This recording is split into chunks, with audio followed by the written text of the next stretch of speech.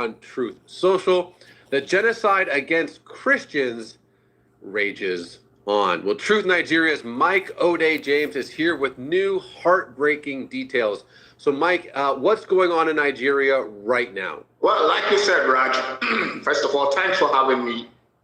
Like you said, the genocide is still raging on, this time with higher intensity. I just came from the northeastern state of Taraba, and it's also a middle belt state. It is called Taraba. I went to certain towns like Bukari, Takum, Bali, and what I saw was carnage. Villages being taken over, people being killed. And who are those people killing, doing the killing? They are Fulani terrorists who are encamped around the Danjuma farms, who are encamped around the Kashimbila dams, and they are kidnapping, they are killing people, Christians. And I spoke to the Catholic Bishop of Wukari Diocese, that is Reverend Mark Megida Unzukwen, and he gave me this horrific figure.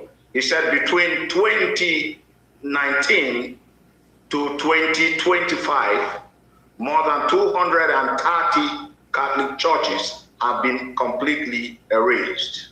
And he also gave me a figure that about 100,000 Catholics and 200,000 other church denominations members have been rendered internally displaced. That means they are now refugees in their homes. Imagine, Raj, 300,000 Christians in Taraba rendered refugees, internally displaced. Over 230 churches erased, and the violence is still going on. You just posted an article on Truth Nigeria about something that's happened in the past couple days. Yeah, that's what I want.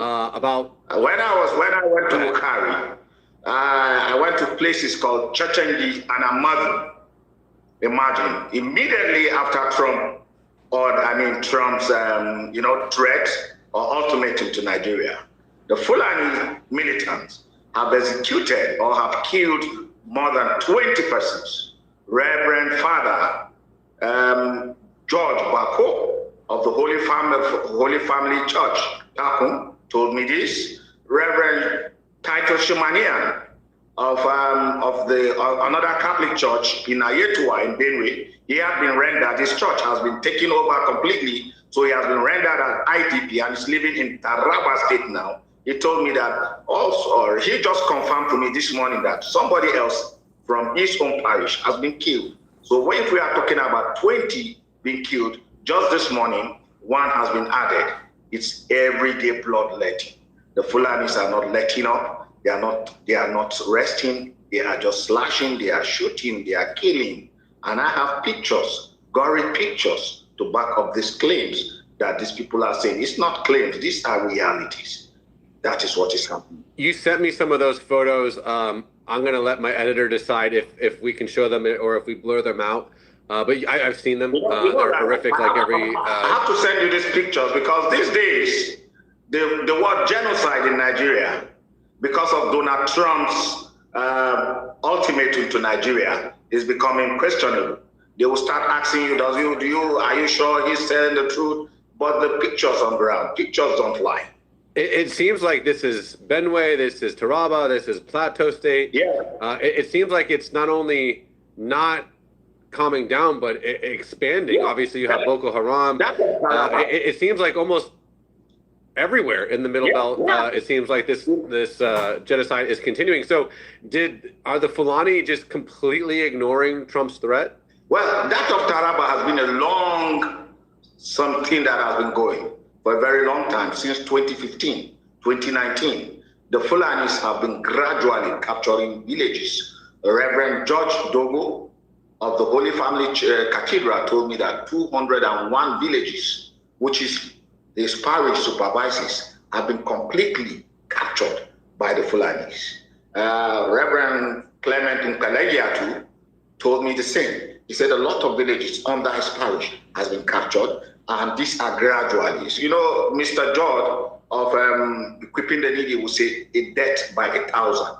They come gradually, they push, they annex your land, they go further, they exterminate the people run and they go. Now I'll give you an example. Like the parish in Ayetua, the Catholic Church in Ayetua, about 3,000 of its members has fled from Benue, where the parish is, into Taraba.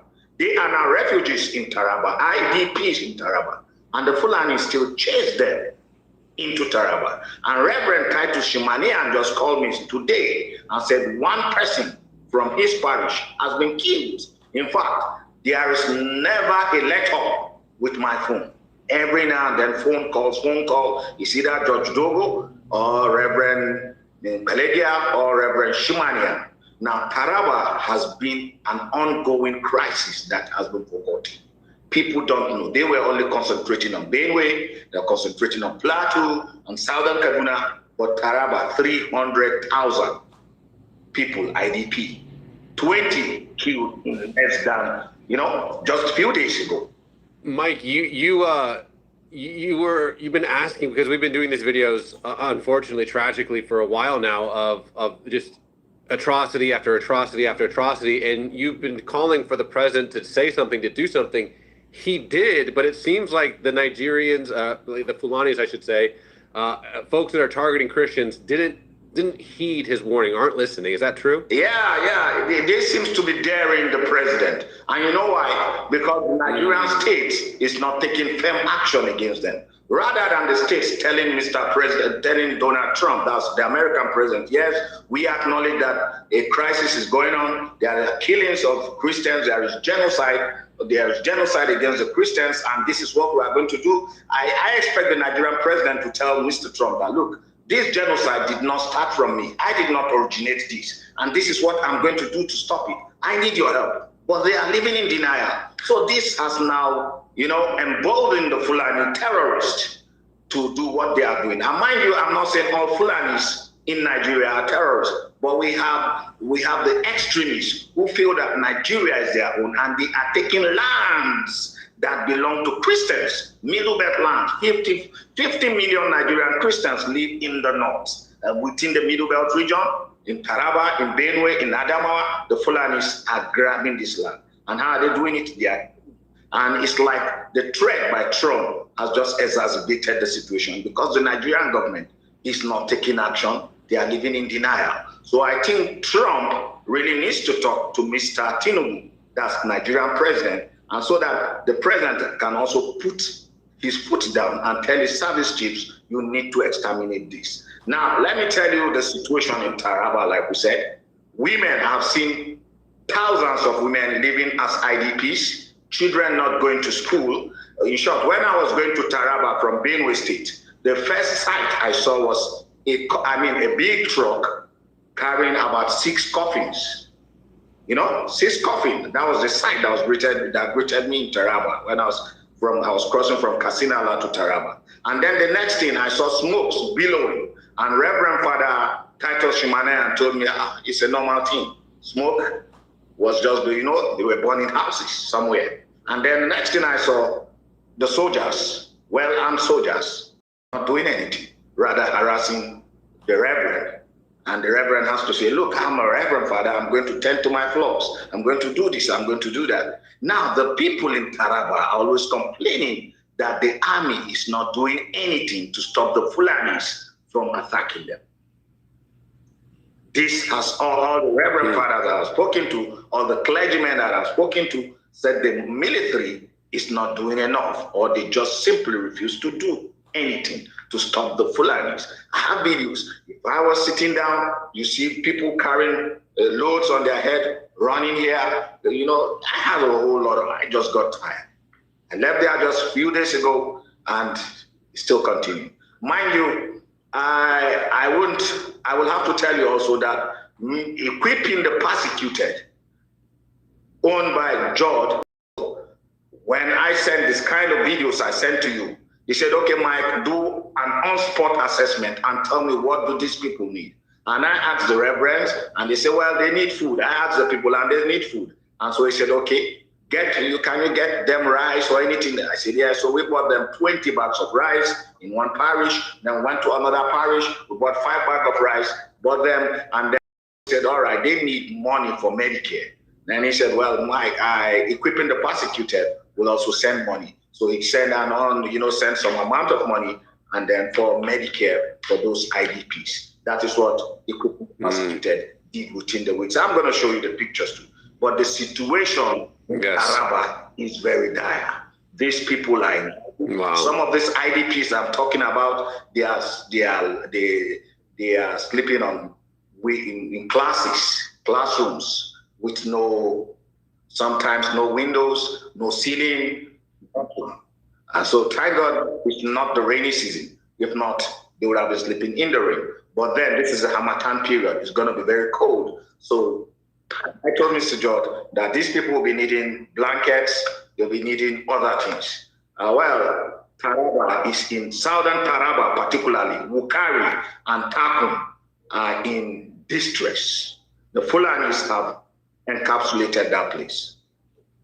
Well, Mike, thank you. Thank you for sharing the truth. Thank you for speaking out on behalf of those who can't speak.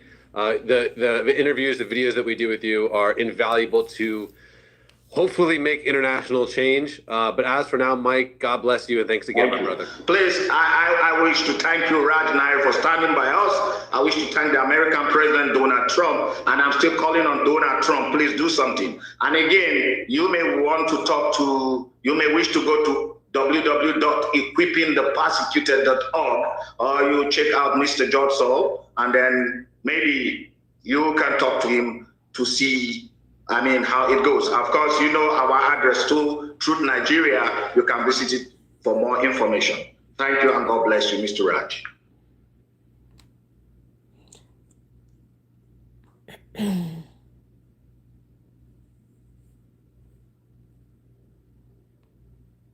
Keep telling you, Turkey's interest in this whole thing. Of course, the Nigerian situation, what the Islamists want to convert Nigeria to is exactly what happens in Turkey. Centuries back, because Turkey was overwhelmingly a Christian country. It was then Anatolia, known as Anatolia, with its capital as in Constantinople, which is today Istanbul. And they keep hitting the Christians there, just like these Islamists, these jihadists, these Fulani terrorists, keep hitting the Christian communities, destroying them, killing and taking over. That was the story of Turkey. To this moment, one of the most beautiful churches in the world, which was in Turkey, Hagia Sophia, has been converted to mosque, but of course the mosaic of Jesus and Mary are still on the wall there, and during prayers they do cover it, So that is a country that has been providing refuge to some of these renowned terrorist enablers. Of course, they are providing refuge to Hamas, we know that. And now Sheikh Gumi has escaped to that after inciting Nigerians so much, after inciting the very vulnerable Muslims, and going around the media houses in Nigeria and twisting the narrative, telling the narrative of an attack on Nigeria by the United States. United States did not say she's coming to attack Nigeria. United States said they are coming to attack the terrorists that have been killing Christians and, of course, moderate Muslims. Because what is happening in Nigeria, in the northwest of Nigeria particularly, is the killing of moderate Muslims, the Hausas, not Fulanis. So the Hausas have been persecuted, but most especially the Hausa Christians. There are a lot of them there. A lot of Nigerians do not know that there are Hausa Christians in Katsina, in Sokoto, in Kano. They've been persecuted for so long. And then the moderate Muslims, who are mostly the Hausas. So Sheikh Gumi has escaped. This is a guy who was radicalized and given the wrong indoctrination in Sudan. Just be afraid of any Nigerian who studied in Sudan, I'm telling you. Just like Lamido Sanusi, as brilliant as he was, he's a radical too. That's the truth. He has the antecedents. He spearheaded the beheading of someone in the 90s, a certain Muslim, for blasphemy in Kano. So all those guys who go to study in Sudan, because Nigerian universities are better than Sudan. So I don't understand why all these guys are going to Sudan. And that is why it was in Sudan that Saudi Arabia arrested him for enabling terrorism, And he was bailed by the government of Jonathan in a diplomatic mission. They had a diplomatic relationship with Saudi Arabia in that regard to enable him, to enable him become free. And for a very long time, he did not go to Saudi Arabia until this year. In March this year, he went to Saudi Arabia and he was deported. He thought that they forgot him. So he was deported at the airport in Jeddah. So that is in Saudi Arabia, the headquarters of Muslim, saying, look, we don't like you, some of you guys with very deep records, very deep, who are very deeply involved in terrorism. You remember Osama bin Laden, is Saudi Arabian, nationality, of Saudi Arabian nationality and origin. But they exiled him because of his radical disposition. So those were the mentors of Sheikh Gumi. And the media in Nigeria, which to a very great extent has also been complicit, have been giving him room to talk. And the media deliberately stopped some of us from talking. I have a lot of friends in the media. They told us directly that, look, they censored them. They said they shouldn't give some of us the opportunity. So they like giving people who just somehow, just on the mild side, just say, okay, yeah, we are media as a Christian genocide, they don't go deep. But for many of us, we know it very deeply. So the media cannot give us the space to articulate this position. But they've given so much to Sheikh Gumi. And the guy has started fleeing. It means that something is coming, because they do get their own intelligence report too. Just like the period that United States wanted to destroy the Boko Haram guys in Borno, and Nigerian army alerted them, and they were all put in gas mask. So we got his own intelligence maybe, and he wanted to escape, but not before he has radicalized a lot of people. Another thing that came up during the weekend is that protest by the Islamic group, the Sheikh Zakzaki group in Nigeria, condemning Israel, burning burning American flag, saying death to America and death to Donald Trump. And one thing that caught my attention is the fact that out of that gathering, more than 50% of that gathering is made up of minors, children below the ages of 18, 17. Many of them were below the age of 15. You could see how these guys radicalize kids so early. At that age, you are bringing kids on protest to protest against America, to be burning flags and to be shouting and to be screaming, death to America. You see the kind of indoctrination they give these guys at that age. So just imagine when this guy grow up, how he will be looking at me, a Christian, or America, or Israel, how he will consider all those nations. It's quite unfortunate. It's quite unfortunate what is happening, and they don't seem to care at all. They don't seem to care, but we care, and we care for their children. We want their children to be better, to know that we are not enemies but friends. And even though we have different religion, passion should always connect us, and humanity should always prevail. And finally, what happened over the weekend again was in Nasarawa State, and today, Monday, it happened in Duduguru. Fulanis came and killed people in Sarkin Noma. Sarkin Noma is like 20 kilometers away from my village, Irota, the second village in Nasarawa State after Kadorko. If you're coming from Makodi, you pass the Irota. Irota is the last village in Benue before you hit Plateau State. And Kadorko is the first, or Gidasule is the first village, but it's quite a very small village, then Kadorko. So from Kadorko to Sarkin Noma is just barely 5 kilometers. 5 kilometers. That's after the village of my father's mother, my grandmother. My grandmother is from Che Atuma. That's a village between Kadorko and Sarkin Noma. So in Sarkin Noma, they killed about 2 to 3 people and injured others and abducted the Fulani terrorists. And today, that's on Monday, 10th of November, they killed 4 people in Duduguru. Duduguru is slightly after Agaragu in Nasarawa State. That is a place that is hosting the Catholic Church, the Catholic community, the Catholic Girls Secondary School, St. Kizito Secondary School, Girls Secondary School. So they killed a Reverend Father, a Catholic Reverend Father, and 2 other people, and abducted others, these Fulani terrorists. In all these villages, I have friends, I schooled in Govt College Kefi. Most of my schools was in my primary school. My class 5 and 6 was in Away Central after I left Jos, in Away Central, Away, and then Govt College Kefi and IJMB in SPS Kefi. So I have friends in all these villages. They are the ones who keep alerting me of many of the attacks in Benue State. because these people do converge in their own communities to take off. Like in Giza community, when they converge to attack Erota, they converge and prayed for about 1 hour, prayed to go and kill my own people, But we keep telling because the Muslims in Nasarawa are moderate Muslims, and that is why most of the families in Nasarawa are made of Muslim and Christians in the same family, because they are moderate. So if Islam could be practiced, there would be peace everywhere. So many of the Muslims in Nasarawa state are moderate Muslims, especially in the southern part of Nasarawa and the middle part of Nasarawa, that's Nasarawa, Igon, Akwanga. But you see, right from the administration of Tanko Al-Makura to this jihadist enabler called A.A. Sule, who is claiming he's clean and is even suing Professor Gundu, for defamation because they called him terrorist enabler. He is.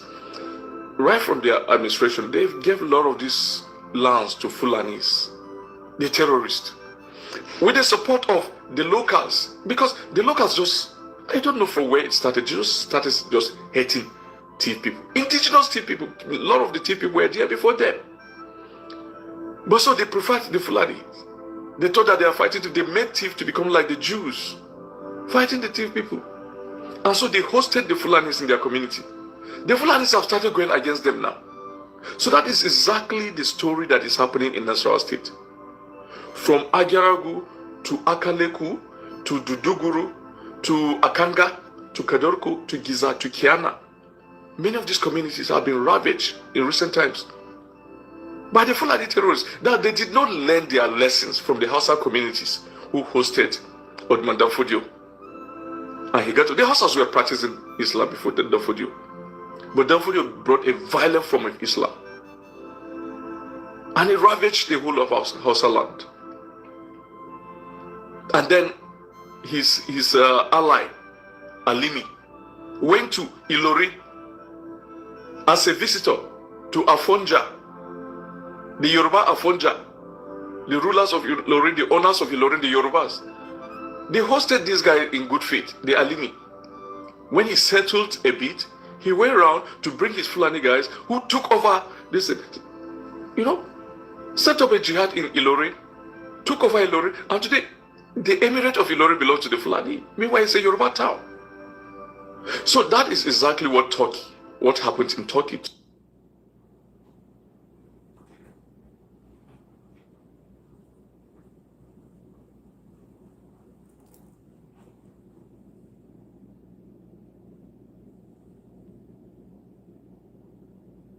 Movement, a real nationalist radical Fulani, regardless of who you are or where you are or which position you are in. If you start attacking the Fulani tribe or you say anything wrong about the Fulani tribe, know that we are coming for you. And if you say one bad thing, you are going to receive 100, 200 more worse than what you said.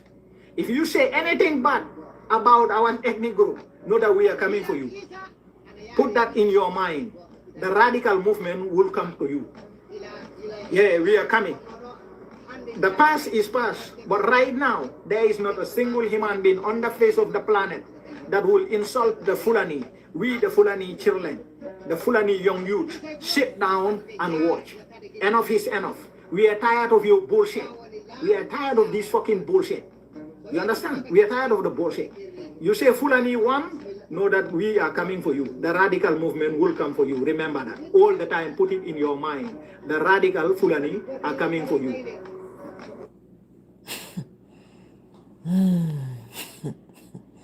Reverend Victor Nee preached in my church, and the next day he was burned to death. He will carry his corpse like that of a small baby. Victor Nee served in the Nigerian army and retired before going to the seminary. You can imagine, he's a very tall. He was the pastor of the Alheri Baptist Church in Gwankadawa, the English section, and he was burned to death. The fact that when they went out checking for his corpse, no one could identify his corpse. What makes our people know that that was his corpse is his son, who saw the shoe near that small baby's corpse and said, "But this is my father's shoe." Then they realized that, yeah, it's the corpse of that man. So we have those stories like this to tell. But this is life. It has happened. What we need is to find a way out. And that's why some of us believe that The reason why we keep this conversation like this is because some people keep denying it. I'm shocked to hear in the interview you played words that were used by Sheikh Gumi and others. I expect Sheikh Gumi is supposed to be a stakeholder. Sheikh Gumi is supposed to be honest to himself. Sheikh Gumi is supposed to be honest to the Nigerian Christians in northern Nigeria and honest even to his Muslim colleagues by ensuring that he speaks words that unite, words that bring healing, but further exaggerating and twisting stories just make the whole matter continue to escalate. But for us as Christians, we know we've been killed. For us as Christians, we have buried so many. For us as Christians, we have suffered so much persecution. Look, when I begin this story, I always remind people that these killings of Christians didn't start now. So nobody should be confusing the story with this current government. Because I think people to play politics, they are doing it because Tinubu. For me, I can even tell people that when Tinubu came, we've even have some small relief, not complete, but at least a change, a shift. But in the past, I was burying people in hundreds. I was burying 50, 30 every week. And I remember that in 2000, we buried over 2,000 people during the Sharia crisis. In 2002, I buried over 300 people during the Missouri Beauty Pageant crisis. In 2006, Christians were killed in Bauchi and Borno, in Gombe and other places. We buried them because of other issues that we have no business with. And then when Boko Haram came up in 2009, because Nigeria needs to know this in perspective, that before 2009, most of the issues were Muslim killing Christians. We were not using the term genocide. We were not using the term terrorists until Boko Haram came and we started having. So Islamic fundamentalists have been killed. And when you look at the entire setup of the terrorists that have been tormenting Christians in northern Nigeria, they are promoting an Islamic ideology. They didn't come to defend Christians. So when people come to argue with us and tell us, no, these terrorists are killing Muslims, see, they only began to kill Muslims when they had killed Christians, and few Muslims who understand that this is not good testimony for their faith, started resisting them, then they killed them. But they have been focusing on killing Christians.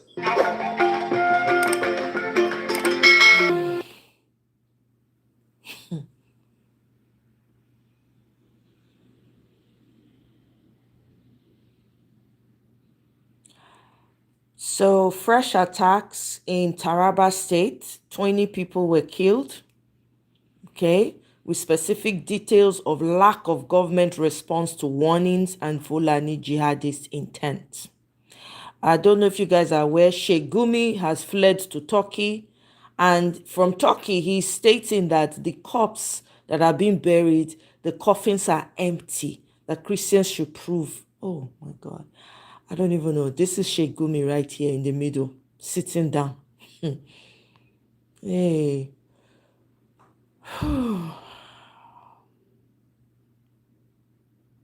This is it. They've been lying about this genocide for God knows how long. Look, over 50,000 Christians unalived in Nigeria since 2009. And that number is putting it lightly. 50,000 does not scratch the surface. Okay? Thousands displaced, hundreds of churches destroyed in underreported remote areas. This is the Heritage Foundation report. Okay? So they haven't even begun to scratch the surface of it.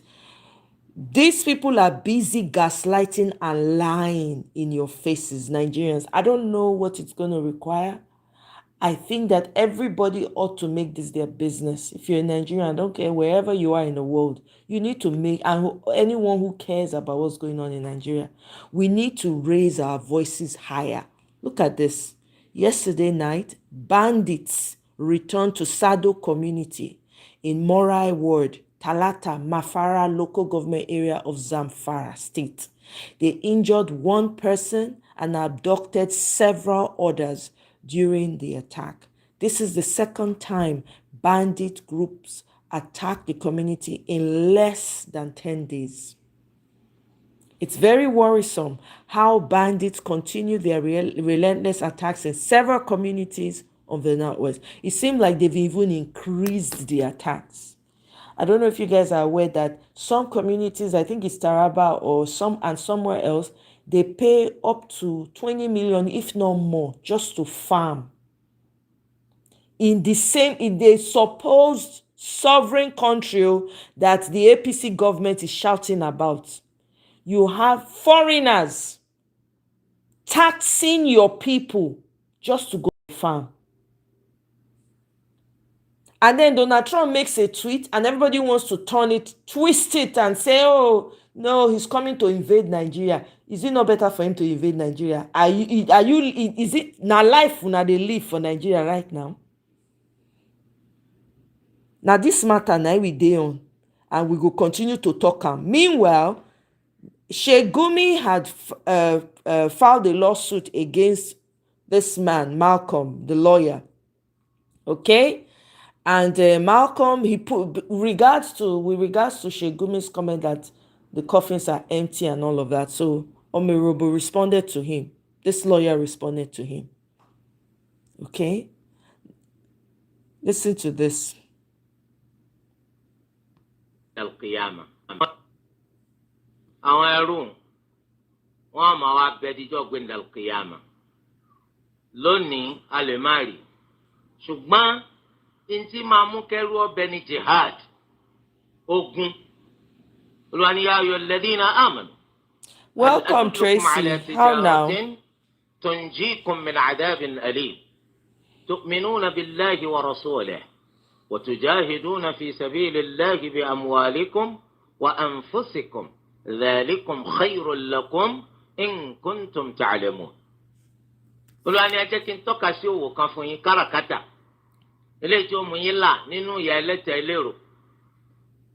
Òwò náà ni kẹ́ gba Allahu gbọ́ àti ìránṣẹ́ rẹ̀ Ànábì Muhammad sallallahu alayhi wa sallam kẹ́ sì máa jagun sójú ọ̀nà Allah pẹ̀lú àwọn dúkìá yín àtẹ̀mí yín eléyìí ló lóore jù fún yín tó bá yẹ pé ẹ mà. Jihad ń bẹ díjọ́ gbẹ̀ndà al-qiyamah kò sí ń tọ́ parẹ́. Òfin ṣẹ̀ríà sì sọ fún wa nínú àkídà ìgbàgbọ́ àwọn mùsùlùmí wípé a máa jagun jihad lẹ́yìn gbogbo olórí tó bá pè wá pé ká jáde ká wá jagun tó bá sàtijọ́ lórí fáwọn mùsùlùmí tí ń fi kìtàbù wa sunna tí fi ń ṣèjọba lé wa lórí tó bá ní jihad yá ó yá náà nù. So jihad ń bẹ díjọ́ gbẹ̀ndà al-qiyamah kò sí ń tọ́ parẹ́ yàtọ̀ sí àwọn ideology ìdọ̀tí táwọn tẹ̀blígì ń kó ká àtàwọn amadíyà tí èsè mùsùlùmí.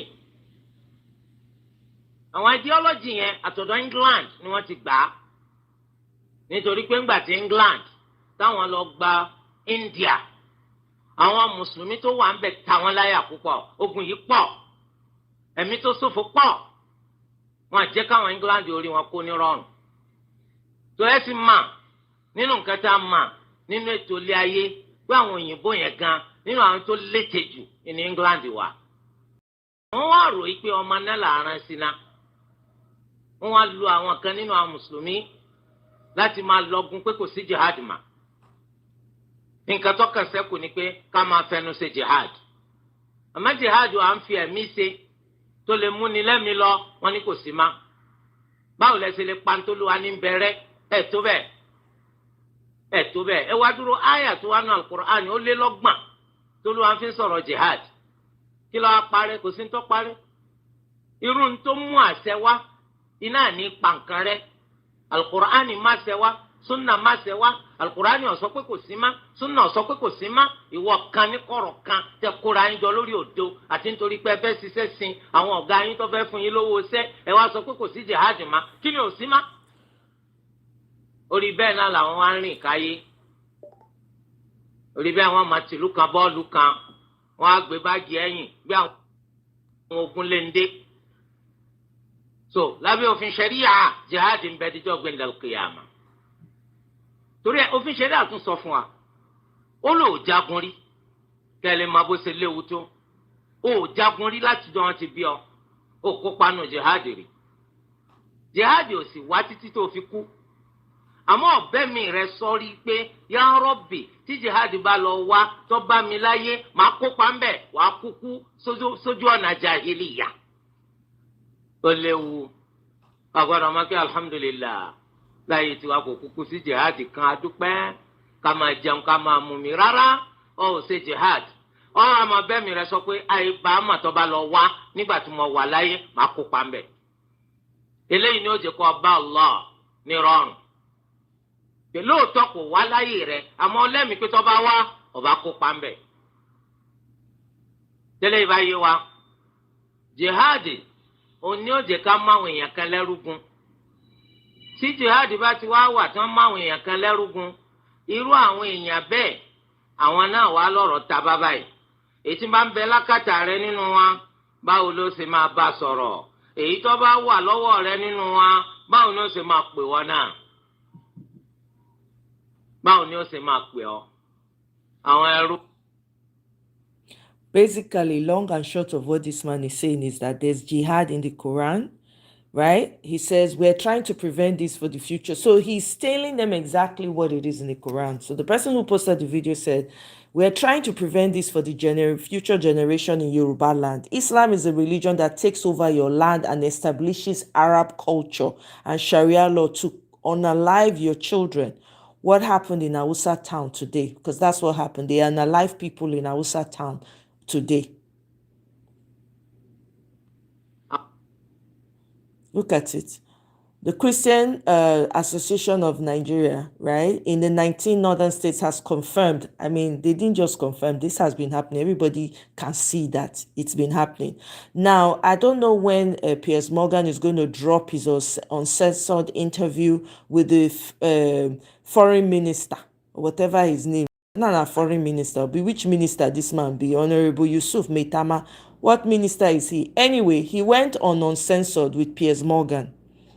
And Goldie Gamari, she responded and said, because on his Twitter handle, this Honorable Yusuf says, I appeared on Piers Morgan flagship program, Piers Uncensored, where I presented factual and contextual perspective on the misleading narratives and allegations of religious persecution in Nigeria. This is the APC government denying outrightly what's going on, okay? My explanation, supported by verifiable data, may not have conformed to certain preconceived views. However, for the sake of integrity and transparency, it is essential that the full interview be aired exactly as recorded without edits or selective omissions. Nigeria's truth must not be distorted to fit external biases. All right? So people responded with facts in his comment section. And Goldie Gamari, I think she's from Iran. I think so. But if someone can correct me if I'm wrong. She says, how embarrassing, because she was on the interview. That's her, right? She said, how embarrassing for you. You couldn't even answer Piers Morgan's questions. And he caught you in several lies. Maybe in Nigeria, you can get away with your nonsense.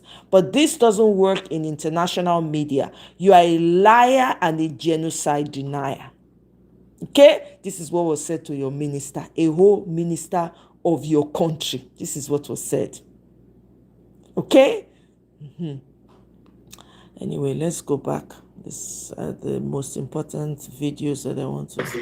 2023, Mr. Peter Gregory Obi.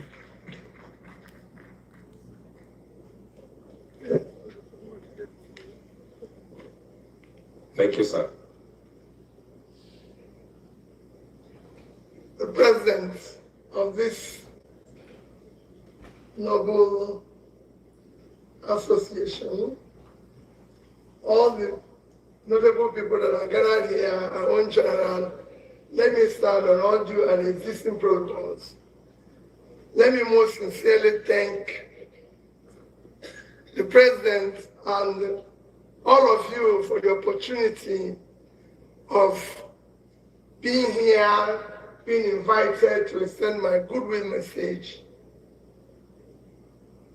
I feel very, very, very appreciative of this, to have opportunity for 1 minute talking to those who shape narratives, those who shape the values that drive the society.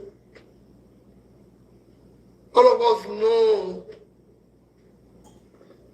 what the press, what you can contribute. Those of you that are here can change this country if you desire. It is you that people read, listen to. You are the one that shapes your opinion of the country. So it's very important that we have opportunity. And I'm sure your discussions in the next few days, you will come out with things that will start changing the narratives in Nigeria. For me, as a politician, my only little suggestion and contribution is that we know where we are now in our country, like the critical junction. That they don't know where it needs to tell you people whether things are going right or wrong. I was just talking to somebody this morning. I said, in the past 2 weeks, we've had a position where President of America has made a statement. I even asked General, I'm sure General will be lecturing you people more, had made a statement. And in that critical tweet, issue of genocide, killings were mentioned. I'm happy he's there, and I've asked somebody earlier before you this morning, because I met another general that was coming here this morning in the plane. I said, General, what do you think about this? And I've asked General this morning too. Where we have a situation where somebody mentions something, and instead of looking at the stark reality, are they killings? Yes. We spend time debating whether it's genocide or not. When I think we should have put ourselves together, face the stark reality that is the killings, and find out how we can organize diplomatically and everything, how we can be helped. But for me, what is most important in that tweet is the second line, which says, non-disgraced country. Non-disgraced country. People have asked me, because I've read a lot of news, people are saying, are we disgraced? Are we now this? Are we that? My little, as you people, because like I said, you people are the ones that will shape the future. It's a question we need. As a philosopher, one thing that is central in philosophy is that unexamined life is not worth living. You must go back to yourself and ask yourself. So somebody asked me that question, said, non-disgraced country. I said, what are you talking about, non-disgraced country? What is wrong in it? Why is it that anytime people make comments, instead of looking inward, we're looking the other way around? You are a country with the highest number of poor people living in one country. 130-something million. You've even gone beyond where a combination of two biggest countries in the world, which is India and China put together, nearly 3 billion, you have more people living in poverty than two of them combined. And you're worried that somebody called you now disgrace. Why don't you look back and know where there's anything that's causing you disgrace behind you? You're a country where you have 20 million people, children out of school. No other country. And you're not worried that somebody called you non-disgraced. We've overtaken India, 7 times our population in infant mortality, and you're worried that somebody called you non-disgraced. You're one of the hungriest country of the world. Even Ukraine at war dashed you grain to fight hunger. And you're saying non-disgraced. Why don't you look back and know whether there's a disgrace behind you that you can deal with? You're one of your safest places to live in. And that's what I want you people to look at when you read this. It's not about, because some of us, often when we say, even people say, oh, you're demarketing the country.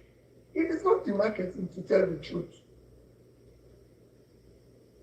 So I urge you, you have what it takes to start getting us politicians to start thinking differently.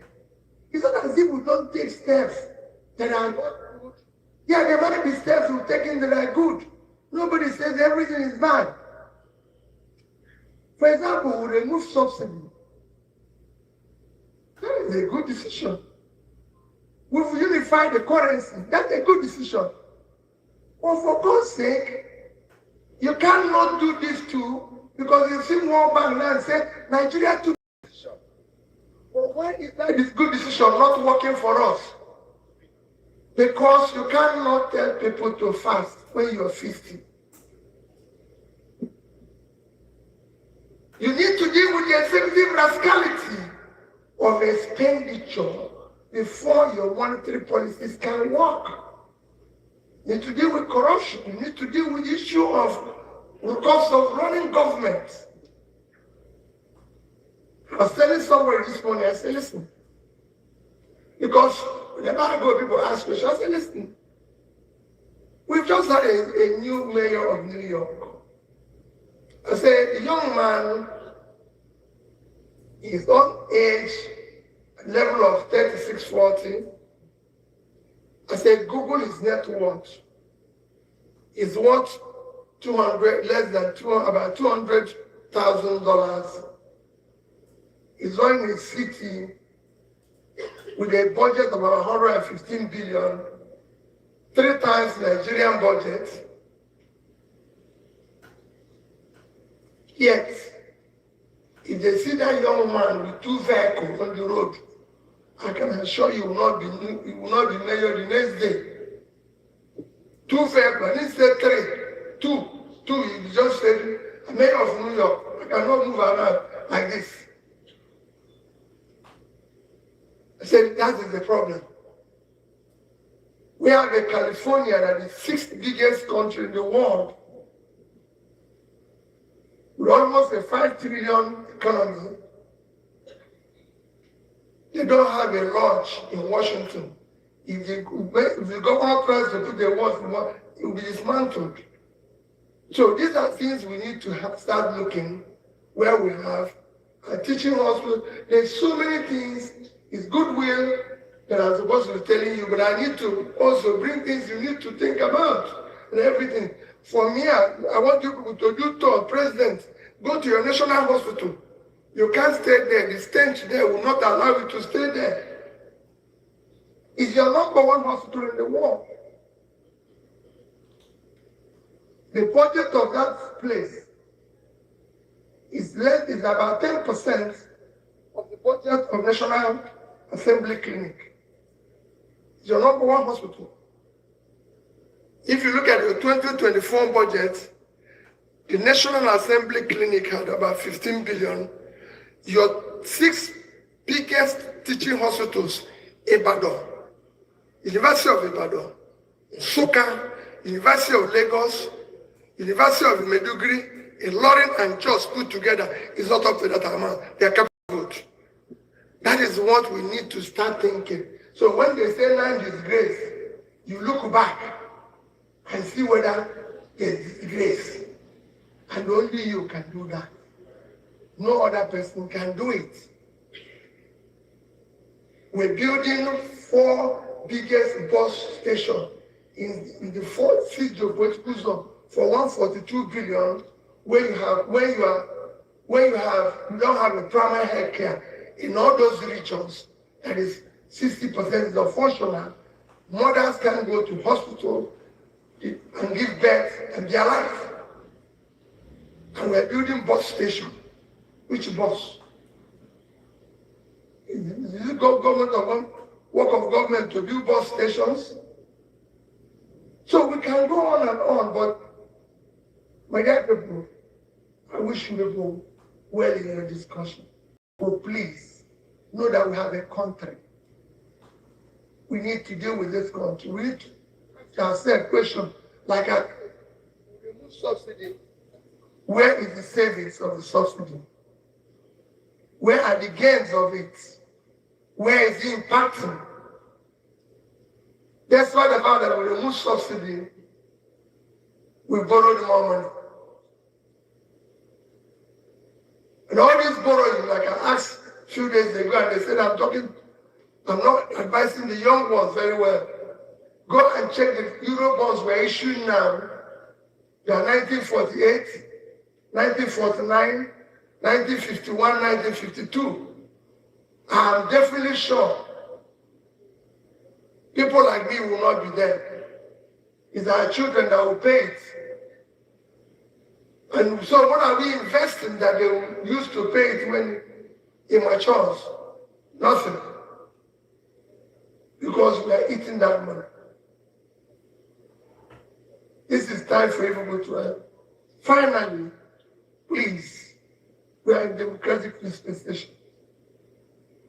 You have to let the voice of opposition. I'm happy, I must thank you people for inviting us. Because we were never invited. So it is the first time, so I must thank you people for the opportunity to even say hello. I was surprised when I saw the invitation. I said, opposition invited. Maybe. But when they told me where you were doing the opening, I said, I won't go there. But they said there is another place. So I can tell you what I thought at last. I said, I won't go there. Because now that they brought it to where people like us can come, we come. But I can tell you, this is how it's done everywhere in the world. You must have that your positions be heard. You must help us to start solving the issue of having strong opposition, strong institutions, so that people can speak out. Nobody wants, Peter Obi is not desperate to be president of Nigeria. I'm desperate to see Nigeria work for my children. I'm lucky where I am today. My children might not be that lucky. So we must stop this abuse of our country. And all of us, I need. Those who are in office today are not going to be in office forever. People have passed through there. They're even going to die. So why don't we build a better place for our children? Why are we destroying the place our children are going to live in? For a country that God blessed with everything, gave every opportunity. So help the opposition, help the voice, help the parties. I recall what Yaradua always said today. May so rest. Yaradua told the INEC chairman in front of me, he said, I want all parties to work. I don't like all these things that the same parties have problems. Now we have situations where people are happy that other parties are having problems. How can you be happy that other people are not well in a system where everybody is supposed to be well? My dear people, let us fight their Jews. It will take its revenge on our children. God bless you. Thank you so much. Please, when your indulgence to hold on for a second. Let me. Peter Obi has spoken. Oh. Sister. And I share everybody. If there's one person who. Welcome, Michael. Welcome, everybody. The media, I'll count myself as one. Just like I keep telling you that no man who have benefited from Nigerian judiciary, I'll count myself as one. I went to court when I was impeached. I went to court after my election without meeting the 5 judges. They gave judgment in my favor. Warrior MD, welcome. Greetings, everybody. I went to court of appeal without meeting the judges. Hi, Christopher. Welcome. Benjamin, welcome. I was removed and I went to Supreme Court for interpretation without knowing one Supreme Court judge, meeting them. The 7 of them agreed with me. But I can tell you, nobody can get that in Nigeria today. Let's be realistic. If it was today, in fact, they might even find me for coming to court without seeing them at all. I would have gone. So the same thing. I look at some wonderful people here who have done good, been fantastic journalists without even asking anybody for anything. People are reading every day. They're all over here. People are reading for nothing. And they do it with their listen. But I'm also urging you people The ones coming after you are not doing the same thing. No. Let's be realistic. You know, there's a times we have people who wrote from their mind. The younger ones are not writing like that. I'm appealing to the elder ones. You need to, because it's beginning to change gradually, where it's now turning into the same thing we are seeing in the judiciary and everywhere. So it is important that we start reversing it because it's critical. I'm not looking for people to write what would please Peter Obi. Just write for the country. Write for the future of our children. That makes all the difference and everything. Thank you. And further explanation on the issue which I said of subsidy. If you read the statement of removal of subsidy, he said, we will not, for us to stop borrowing, and the gains of the subsidy to be invested in turning around the economy. In fact, after some few months, they were announcing the gains of the subsidy. Just the gains of unification. But I can tell you, even this year, we have overborrowed our target by almost 70% this year alone. Don't get me wrong, there's nothing wrong in borrowing. Any day I'm a businessman. There's nothing wrong in a national borrowing. Most of the countries we want to emulate are in debt. America is 124% of their GDP in debt.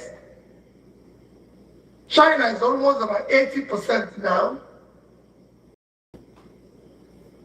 Any other country, Indonesia, everything has been. They've borrowed. But where is the debt being utilized? Where is the investment? What is happening to it? That is the critical thing that we need to do. Why is those savings? Why is it not impacting on our critical area of development, education, health, and pulling people out of poverty? Why is it not impacting?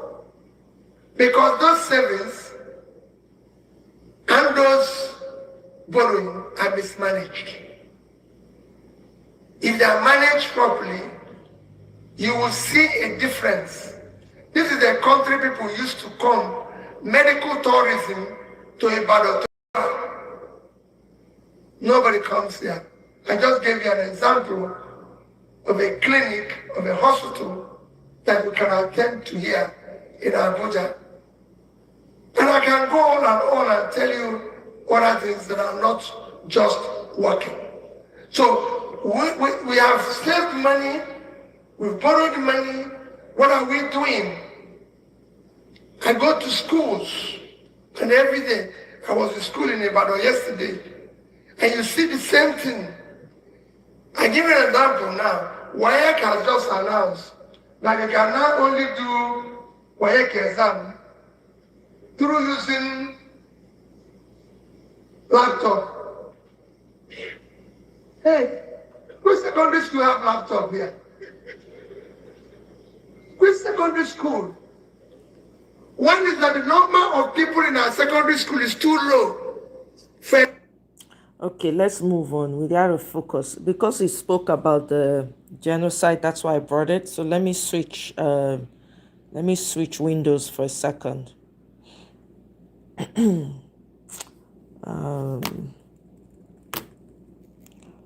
Let's see.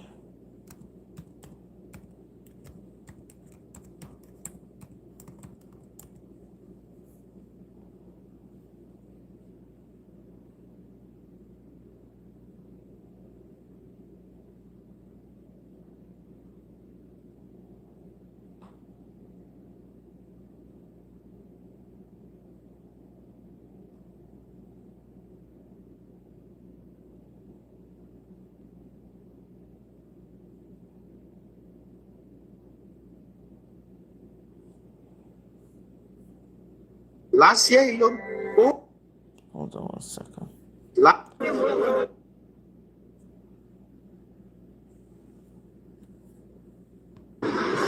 Praise God. Last year alone, over 500,000 Christians were killed in Nigeria just in 1 year.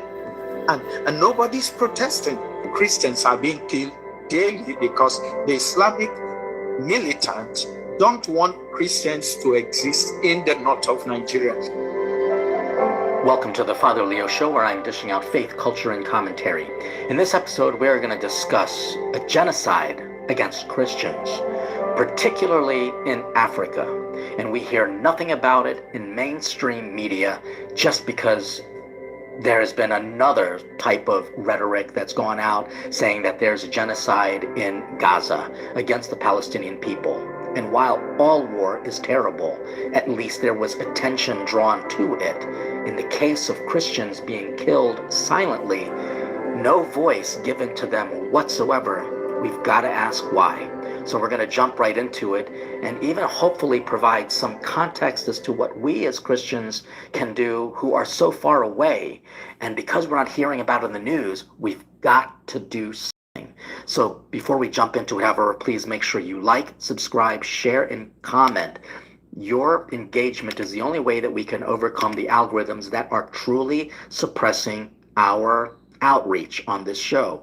There are over 125,000 people subscribed, and it's only getting to a couple, only about 26,000 at a time. And we know that it's because the reach is not out there. So your engagement really does help. And also, please consider support. Okay, there we go. U.S. President Donald Trump stirred public debate in Nigeria after making a statement expressing concern over the continued killing of Christians and other citizens by extremist groups. The U.S. president warned that such violence, if not stopped, could attract stronger international reactions. The Nigerian federal government, while addressing the allegation of religious persecution in the country, rejected the United States designation of Nigeria as a country of particular concern. Reacting to this latest development, Reverend John Joseph Hayab, chairman of the Christian Association of Nigeria in the 19 northern states and the FCT, has urged Nigerians to embrace dialogue as the best way to resolve the country's challenges. The chairman, who was reacting to the response it generated from many segments of the community, both local and international, urges dialogue rather than anger to the comments made by foreign leaders. Joining us on the show to discuss the allegations of religious persecution in the country is Reverend Joseph Hayab, chairman of the Christian Association of Nigeria, CAN, in the 19 northern states and the FCT. Good morning, Reverend Hayab, and you're most welcome to the morning show. Thank you for having me, and good morning to all of you there and to all our viewers. Excellent. Let's go straight in. We've been having this conversation now since that post by the U.S. president claiming that there is a Christian genocide happening, particularly in the northern part of the country. Now, you're the chairman of the Christian Association of Nigeria in the north, so I'm sure you'd have a better picture of what is happening. So my first question to you, which has been asked to a number of people with differing answers, is this: would you consider what is going on right now against Christians in the north as a genocide? And then going back to your take around conversation, dialogue as a response to the U.S. What does this mean? Can you break that down further for us? What does dialogue, or what would dialogue look like? Let me go straight to your question. Can I consider what has been happening as genocide against Christians? And my straightforward answer is yes. Y-E-S, yes. Because these things have been there. But let me quickly put this picture. We have different groups and different people who view this differently. Number one, we have people who chose to deny that there is genocide. In their own thinking, there's no Christian persecution even in northern Nigeria. We have also those who deliberately chose to downplay this matter. In their own thinking, claims by Christians that they are being persecuted or they are being killed is just for them to get sympathy.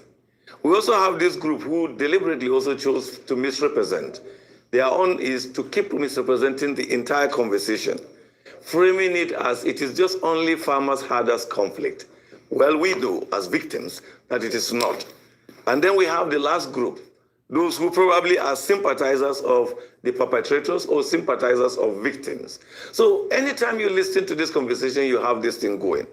But as I've said in many fora, that the truth about it is that anybody who comes out and say that there's no Christian genocide, there's no Christian persecution, is not fair.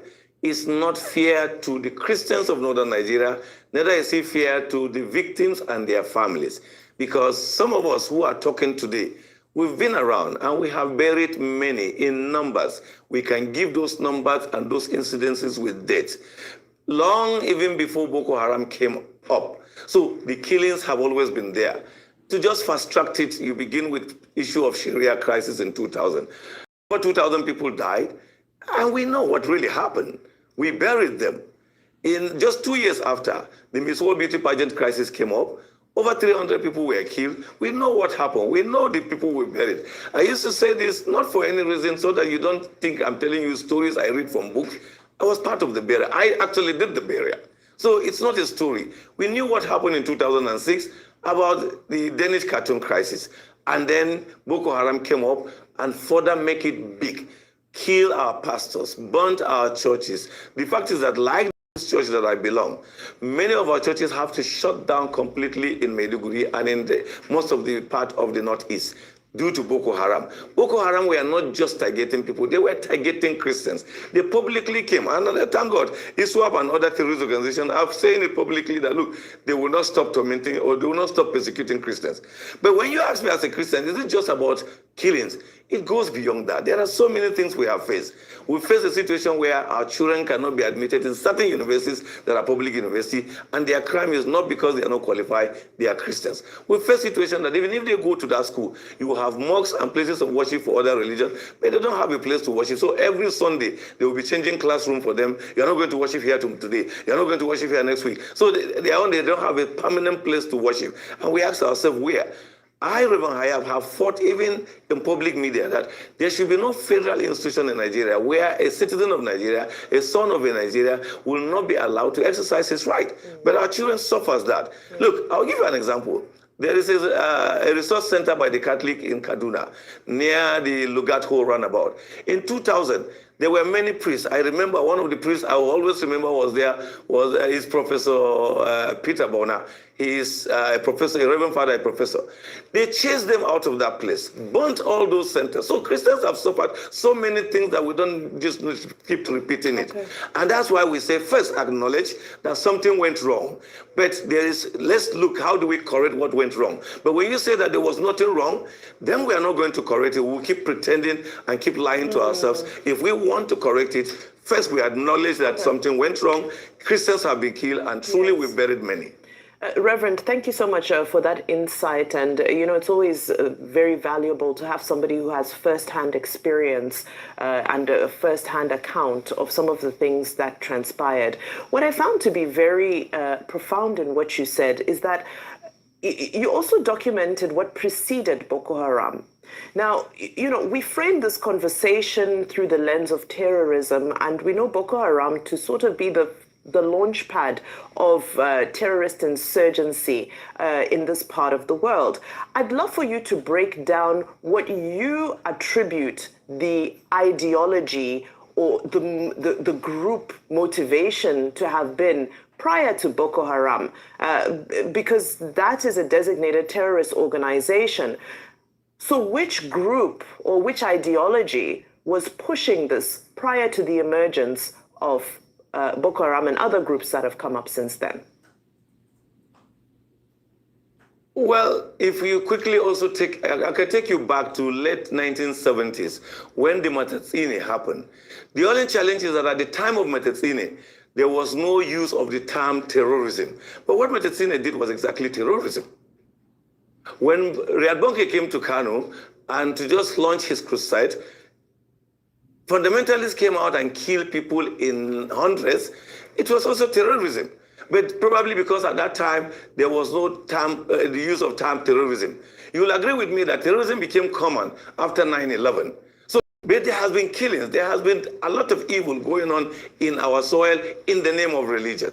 So Boko Haram seems to be the most official terrorist group that came out publicly to declare their stand against any other faith. They are stand against Christians. They kill pastors like Oji. They kill Sylvester Osanabo. They kill many. So, Reverend, my question to you is, well, the ideology is that Islam or nobody. Extremists? The ideology simply is that anybody who do not believe in their brand of Islam is an infidel. And especially those who are not even associated with Islam are infidel. So that was the ideology. The ideology is Islam and Islam alone. And that's why they apply it to resources, they apply it to education, they apply it to development, they apply it to anything. Once you don't belong to, then you are an infidel. And were there specific leaders? Were there specific leaders who used to drive this? Yes, of course, there are specific leaders they know. As I'm speaking, Christians who have been all enough in northern Nigeria will know them. I remember in 1986, one particular leader came out publicly and said that, I quote, that according to Islamic teaching, a Christian cannot lead him. And again, he cannot also be led by women. And it became a heated issue in 1986. And I remember in 1987, there was a local government election. Then Kaduna local government was won, not busted or divided as it is today. And the Christians came out and said, okay, if that is the case, we are going to show that we are in this town. They went and searched for a pastor called John Aboki and voted for him to become the local government chairman of Kaduna local government then. And in the word of that particular leader who said that, they voted one Grace Chechet to become the counselor of his ward, just to correct that. But that kind of teaching have already entered some extremists, and they believe that a Christian cannot be. And that Reverend, is not good for a country like Nigeria. Reverend. Yes, I will say. Please, I want clarity this morning. I'm happy that there's a shift in narrative. But this was not what you were saying when the fact-finding mission happened that involved Mike Arnold and the government person, Reno Mokri. That was represented. This was not what you were saying then. What you were saying was entirely different. So please, can you throw more lights on what transpired in that fact-finding mission? Also, this was not what you were saying when you had those meetings with Daniel Bwala. What changed? Have you seen the lights now, Reverend? Wow. Okay. Thank you very much for putting up this question, because I get an opportunity to clear a misconception. At all times. From the first word, I had just repeated what I said in that interview now, and I have the full video.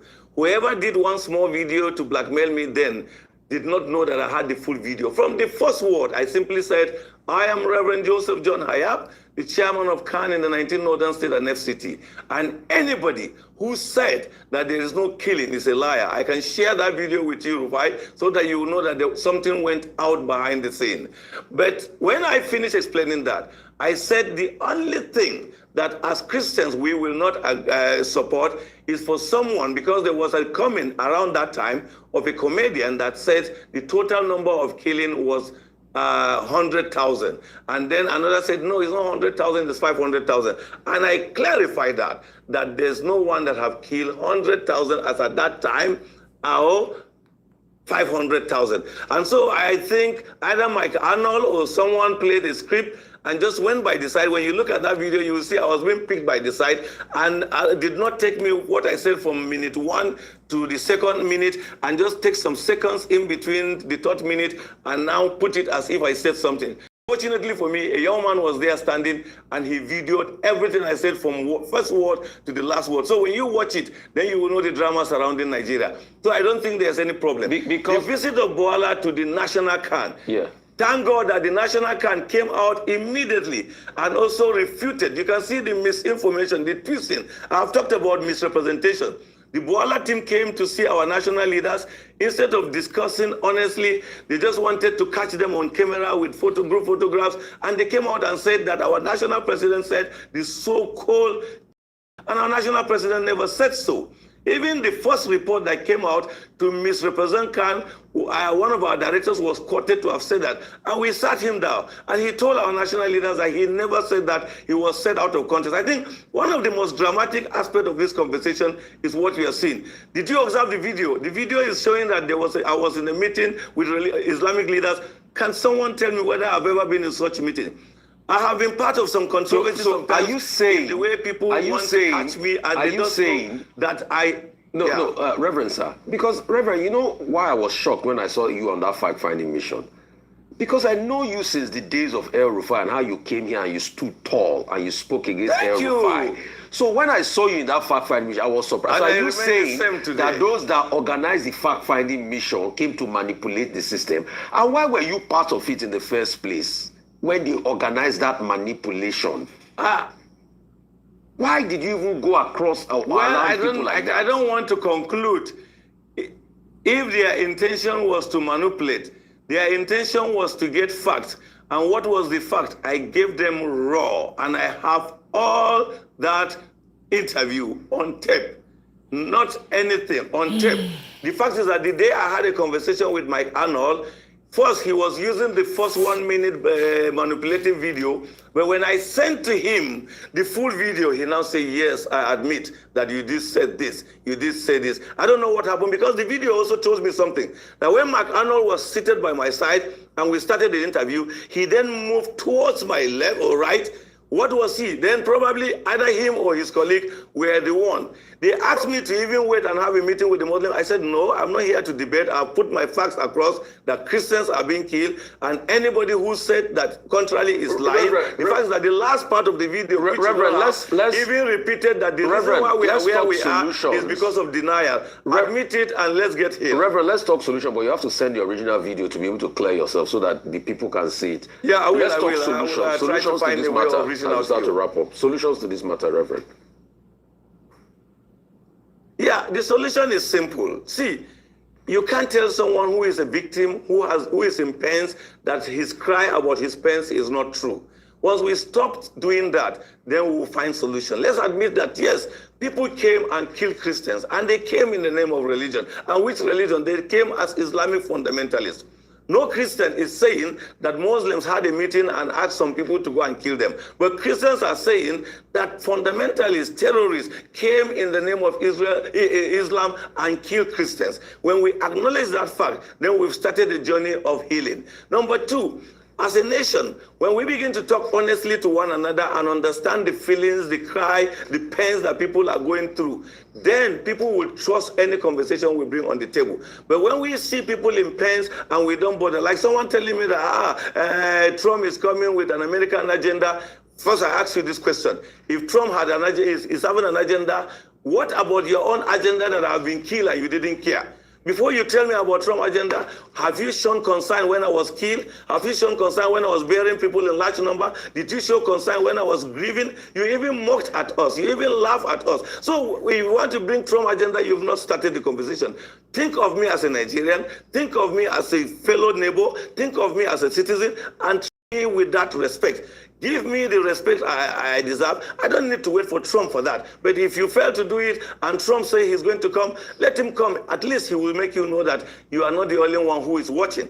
And listening to what Trump says, Trump never said he was coming to fight Nigeria. I know there's a twisting of all these things. Trump simply said, go after these terrorists. If you don't go after them, we can come and go after them. So who is afraid of Trump coming to Nigeria? Probably he has an hidden agenda or something to do with terrorists. But the government can also come out and say, hey, we've had enough of this. We are taking position from now henceforth. Anybody who torments a fellow citizen, a Nigerian, because of his identity, whether tribal, whether religion, there will be a law, there's a law about it, and we will deal with him. Right. If those who are causing this problem know that government will come after them, and there are structures, I even to government, you can put up a task force in charge of religious freedom, who will monitor, investigate, advocate, and prosecute those who infringe on other people's rights. Then people will know the game is over. All right, thank you. That was actually the question I was going to ask you. In one sentence, Reverend, do you think, so Trump coming in, fighting the terrorists and this task force, would that guarantee religious freedom in the North? One sentence. In reality, we really don't need Trump to fight. We're supposed to, as a sovereign country, fight. But a situation where you are hungry and a visitor comes to give you food, the temptation is that you will eat the food because you will not allow yourself to die of hunger. If there is a failure in going after those who have been causing this problem in Nigeria, the temptation also is there that if someone comes and will offer a relief, you will go for it. So to me, it is a wake-up call. Government, instead of allowing all this unnecessary debate, hey, we have heard the cry. Yes, we have even realized the international community are interested in it. But we will show that we are a government. We will show that in this country there is a constitution, there is a law. From now henceforth, no Nigeria should be persecuted in Kano, should be persecuted in Sokoto, should be persecuted in Maiduguri, should be persecuted in Calabar, should be persecuted in Rivers, should be persecuted in Imo, should be persecuted in Enugu or in Lagos or in Ogun. Once the Nigerian government takes up that position, I tell you, terrorists will know their game is over. But once they strike, and then we allow this kind of debate and don't go after them, then they assume that they have a whole day or a field day. Let's stop them. Then religious leaders can come together and begin to talk honestly about dialogue, but dialogue from the point of respect. Thank you so much, Reverend John Joseph Hayab. Indeed, no Nigeria in any corner.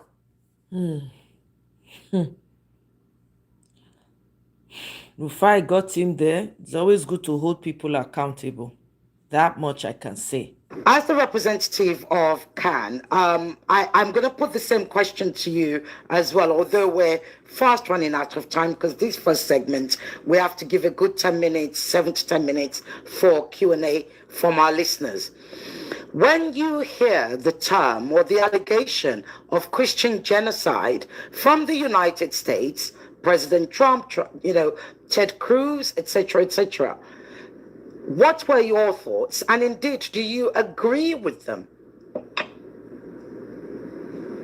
Because you are running out of time, I will save you and just go to the basic. One, I've listened to the other speakers. I've listened to the arguments they bring. I am not speaking from research or whatever. I'm speaking as a victim. I'm speaking as the pastor who buried the almost 2,000 people in 2000 in Kaduna. Quote me, my name is Reverend Hayab. I'm speaking as the pastor who also did the mass burial of the over 300 people of the Miss World Beauty pageant on the 23rd of November 2002. I'm also the pastor who came out publicly to deny the Danish cartoon in 2006, but it later leads to the death of Christians in Maiduguri and death of Christians in Bauchi. So I have been around and I think I know this story. Listening, we are coining it into the politics of America as if we are not in Nigeria. And someone is saying that as clip was used, sincerely speaking, there has been killings of Christians in northern Nigeria before even the advent of Boko Haram. I was in Kano, I just with 1 week, and the killing of the visit of Reabonke happened. People were caught. It's a different thing that you are shot to death. It's something else that you have cut to pieces, caught by the neck, caught hacked to death. I saw these cops. I had to run back. My pastor asked me, why did you come back? I said, no, I just left for Kaduna 1 week and then I heard what happened to my people in places in Kano. I just came back. So it is something that has... Sorry, sir, if I may interrupt you. What year are we talking about? I'm taking you back. Okay. To tell you that I was available when the Bonke crisis happened in Kano. I was also there, not only there, but buried the mass people that were buried in 2000.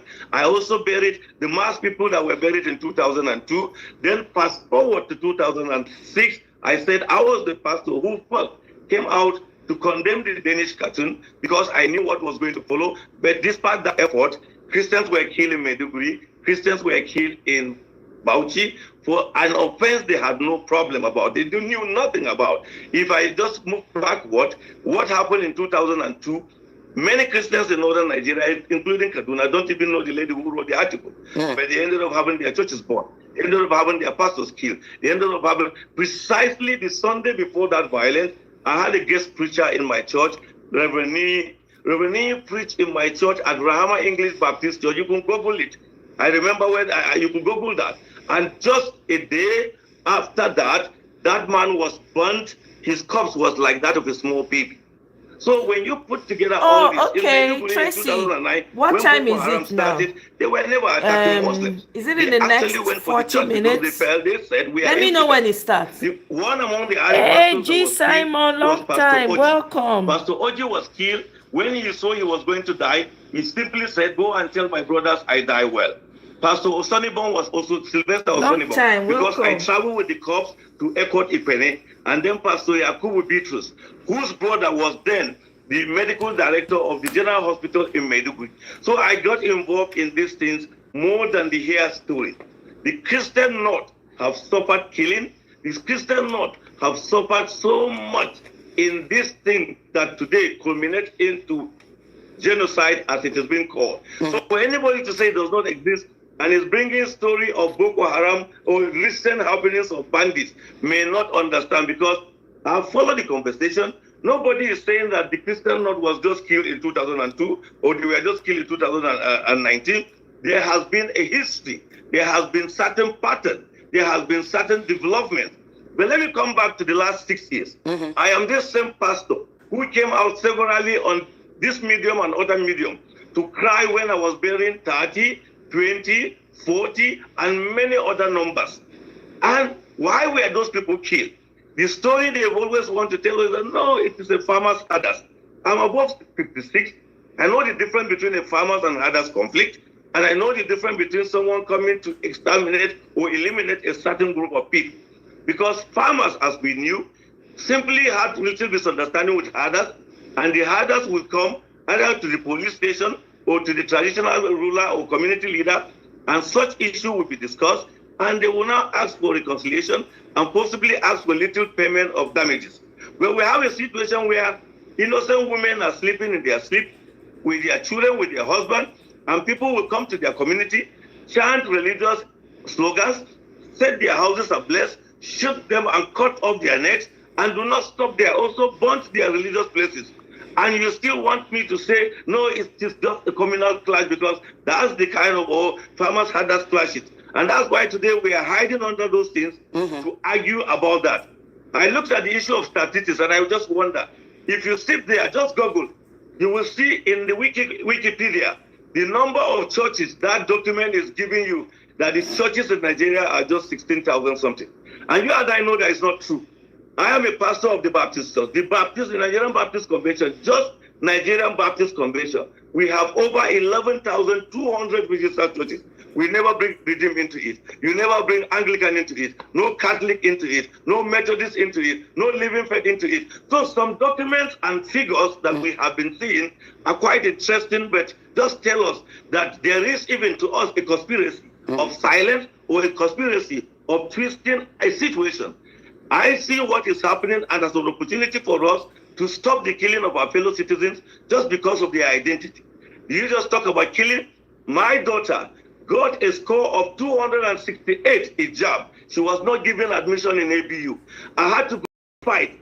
I told them, if you had even given her physics, I wouldn't have a problem. But to say she wasn't given admission, and I can see others who had 198, 202 given admission. What was her sin? Her name. My wife, the mother of my 6 children, went to receive an indigent form in a local government, in Kaduna, not local government.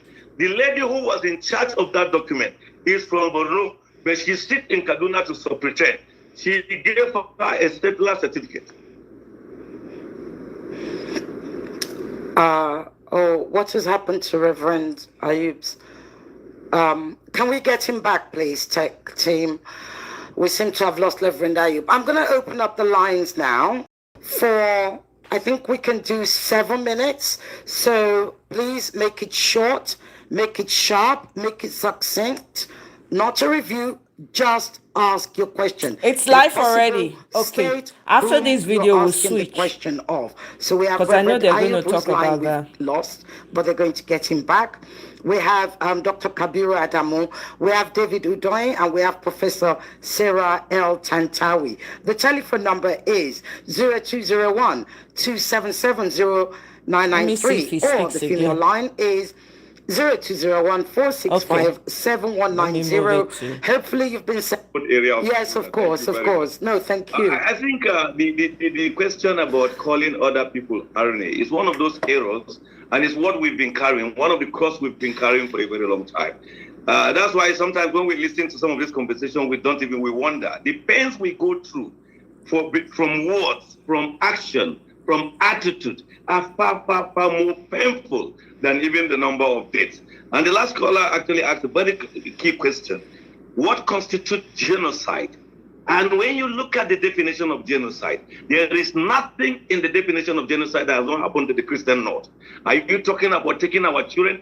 Up to this hour, I'm speaking to you. In so many houses of traditional rulers in northern Nigeria, Christian girls are being taken, forcibly given to marriage. The father and the innocent mother will just sit down and the court will call them to come and answer that their daughter is no longer their daughter. She's now somebody's ex-daughter and they are taken out to marriage. Cried out in this country. If someone say he does not know this, then I'm surprised. We've gone to government. There's nothing to be done. If you resort to violence, we know the result of violence. When you go to the law, you don't get the law. I believe these are the accumulations of the crime, killings, maltreatment, abuse, that has led to where we are today, not because of an agenda that we are trying to twist this story. Because let's be honest of the fact, if we don't know the sickness and don't treat the sickness, we won't get out of this. We'll all be in this together. Thank you. Okay, let's switch. We're going to switch now to Voice of the People. Thank you to all those that have joined me. I appreciate it. Please kindly double tap your screen to continue to like the show. Double tap your screen to continue to like the show.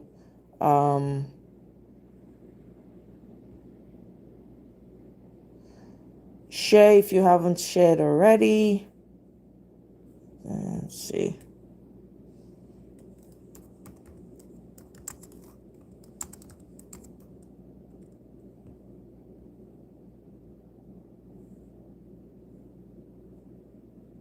His state, in UK, where he's sojourned for 20 years, is a different culture politically. What we have here, you can't see it in UK politics. And so P2B came back from there thinking that the things will be like that here. That is the problem P2B have. Nothing. P2B believe that the politics in UK will be the same thing in Nigeria, where things are done normally without all this grabbing it, snatching it and running with it. P2B didn't believe in it, and that's the problem. That is why people now see him as a weak person. He cannot lead because he expects things to run smoothly without forcing anybody to do anything, without intimidating anybody, which is the hallmark of Nigerian politics. You can see the problem here. So I will advise P2B to change his style, because when you're in Rome, you behave like Romans. So in what way do you want him to change his style? Good. This thing that he cannot lead, let him be a little bit forceful. Let him be forceful. In what regard? All these errant members, they should be called to order. Seriously. He should put his foot down and say, look, this is what, not whenever they rear their ugly head, the P2B will allow them or even move away. How long will he run? Because every party he goes, there are fifth columnists there. You have to discipline them. Like APC, fine. Because of the person involved and all that, all of them are behaving themselves. But I know that it may not last forever. But at least for you to get that leadership position, you need to assert yourself. Yeah? Be in charge. It is because of lack of leadership that all these things are happening in opposition. Lack of leadership. If they had leadership, who will say, look, they will tell the errand members, say, look, face to face, you either behave yourself or two of us will lead this party. We either end up in hospital or in court. I'm not joking. By the time you tell that person that this is what you want, is either that person behave himself or you carry out your threat. But most times, imagine a BOT in PDP going to hold meeting and we can mobilize police and all that to go and what happens to political talks? You to mobilize them now. Let them go and sort it out there. This is not what they want. But each time they do this thing, the opposition will go and hide under their bed. And then whoever sent them will have his way. That is the problem. And with this type of behavior, they have had their way, Esther. They are having their way. And all this strategy by violence, is that strategy?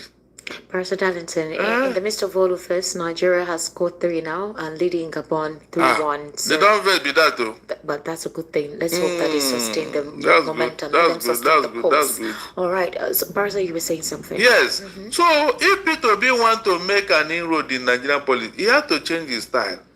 If not, all manner of referrals will be talking down on him. And with nobody, did I not tell you here that P2B does not have a spokesperson? All the brickbats he's getting, nobody is replying them. Nobody. They just say it and making this man look demoralized, making him look as if he's not important and all that. How long will he continue to tolerate this? In fact, even Jesus Christ, whom we worship and all that, at a point he got angry and used the cane. He used the cane to chase people out of the synagogue where they are buying and selling. So you must get angry at if you want to achieve results. Yes, you must. All these era members in the BDM movement, this and that, P2B is the arrowhead that should be in control here. If he is not in control, all manner of things will happen. Like this man that resigned, before he does that, if things were in normal, before he did what he did, they should have had discussion with P2B. Abi? Yes. Should have a discussion with him. But there's a major issue here. Some people have said one thing with personal growth and ventures that has to do with nationhood. That leadership must honor commitment with support, funding, and accountability, or risk losing the very people who carry the vision forward. Exactly. That this is a story of sacrifice, perseverance, and the painful reality of unrecognized dedication. There have been talks about there's a gap that people doesn't communicate. I spoke with somebody who is in the movement today, and the person would, a couple of them who were part of the Labour Party, basically for Peter Obi, said that yes, there's a deficiency when it comes to Peter Obi communicating. He said so. He said you can be with Peter Obi and have a conversation. He will tell you okay, but whatever to do is in his mind. And even those who are close to him do not even know what he has in mind or what he wants to do. Now, some people have applauded that because they think that he's being careful where people do not embarrass him or leak his secret because anyone around him could be a mole. But others feel that he's distant from the people that support him. Others also feel that he doesn't even know the kind of clout he carries and he didn't take advantage of the followership of the wave. The APC really, or the APC or any other political party that is considered an opposition, really did in using the media to supposedly mod him, and it feels like it worked. But what is he doing outside the contributions he makes for nationhood and development in some areas in terms of media packaging? They say he lacks people who can do proper media packaging. And in as much you say we know they give shishi, money is needed for all this kind of things. Exactly. So if you have a Kenneth Okonkwo, was one of the first persons who was close to him at the time who left, a Valentine Ozibo, who was also very close to him, who has left, now Maurice Moye, who contributed a lot and tried to use new media in bringing the youth together. The online registration for Obedient Movement, it was Maurice Moye that did all of that and get members, doing grassroots recognition for the Obedient Movement because he knows that it is needed. And he mentioned areas that they need more personalities and more support. So this brings to the question that, is Peter Obi really indeed ready? Or did he just... I just want to quickly pause this for now to say that this is my own personal opinion. I don't know much about the Maurice Moye guy that took over the, trying to mobilize, get people to vote on the grassroots and all of that. But from my little observation about his interactions on Twitter and what he's been doing, he comes across as a Nepo baby. I'm sorry, I'm not trying to offend anybody's sensibilities. To me, the way it comes across to me is this. It feels like someone who's positioning themselves so that they can be connected or influenced. They'll have some type of influence.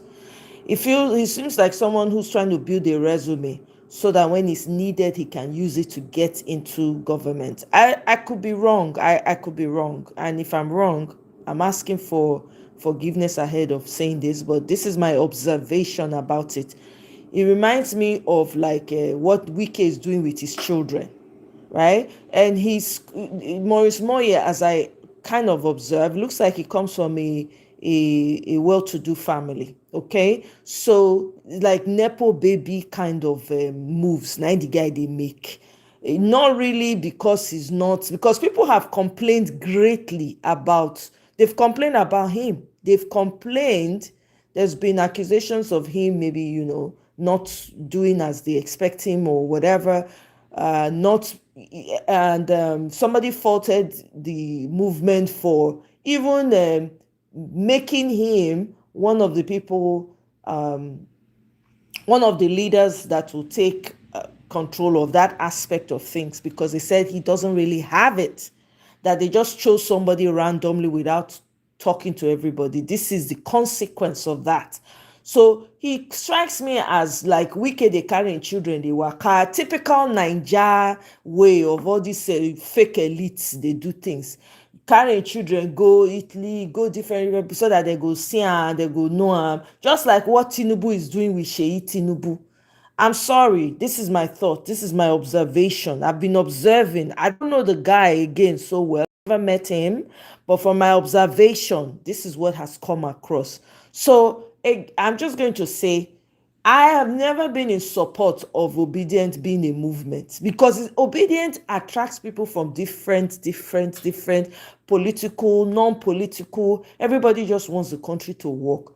Making it a movement, I think, was a mistake. This is just my own opinion. This is why I don't like this labeling. I belong to this political party, I belong to this one. I know all those labels, they work at all. For me personally, I don't like them. The moment you stamp a label on it and people are saying, oh, let's build this, maybe that's why Peter Obi does not speak. That's why he does not talk, because the guy don't see things before for in life. Person when he building business from scratch, he don't see things. He know as people be. I'm sure he's not surprised by this move. You people should take it easy on people. The guy, you now make her not dey involve, now make her not dey talk, because na fit carry the thing now go talk. See, the guy wants to leave the movement. He go put her for Twitter. Does that make any sense? You put it on Twitter and he writes very unnecessary things that ought to be in-house things to discuss. He puts it out on Twitter, and now APC is calling him, come and join us. ADC is also calling him, come on, guys. I beg, the guy, Peter Obi, can see through all of these people. Beg. Continue. Ready? Or did he just get carried along with the being overhyped and forget that he's not sincere, Michael? The guy not come across as sincere at all. Now, what happened is that the surprise he brought into politics in Nigeria in 2023, he thought that surprise would be sustained without oiling it. Some people will get offended, quickly run to social media, go on. It's ridiculous. Is that how you want to win election? Is that how you people want to me? I've said it. Peter Obi supporters is not just, the real supporters are not involved in all this, their movement, whatever. It's BS. Look at it. Who do you trust? That's what it has become. Even, the diaspora are not they shielded. Even the diaspora leaders amongst them, so that they do like cookie all over the place. And una wan make the man talk, so that when he talk, the one when he talk, now una go carry put for Twitter, make everybody dey analyze, dey tear am into pieces. I beg you, no regbe owoto. Without oiling oiling the wheel of progress. You must oil it. He thought that those surprises would be there. The people he surprised, he never thought that they would react the way they reacted. And now they are making sure that that surprise does not happen again. In fact, they have already succeeded with the way they are going about it.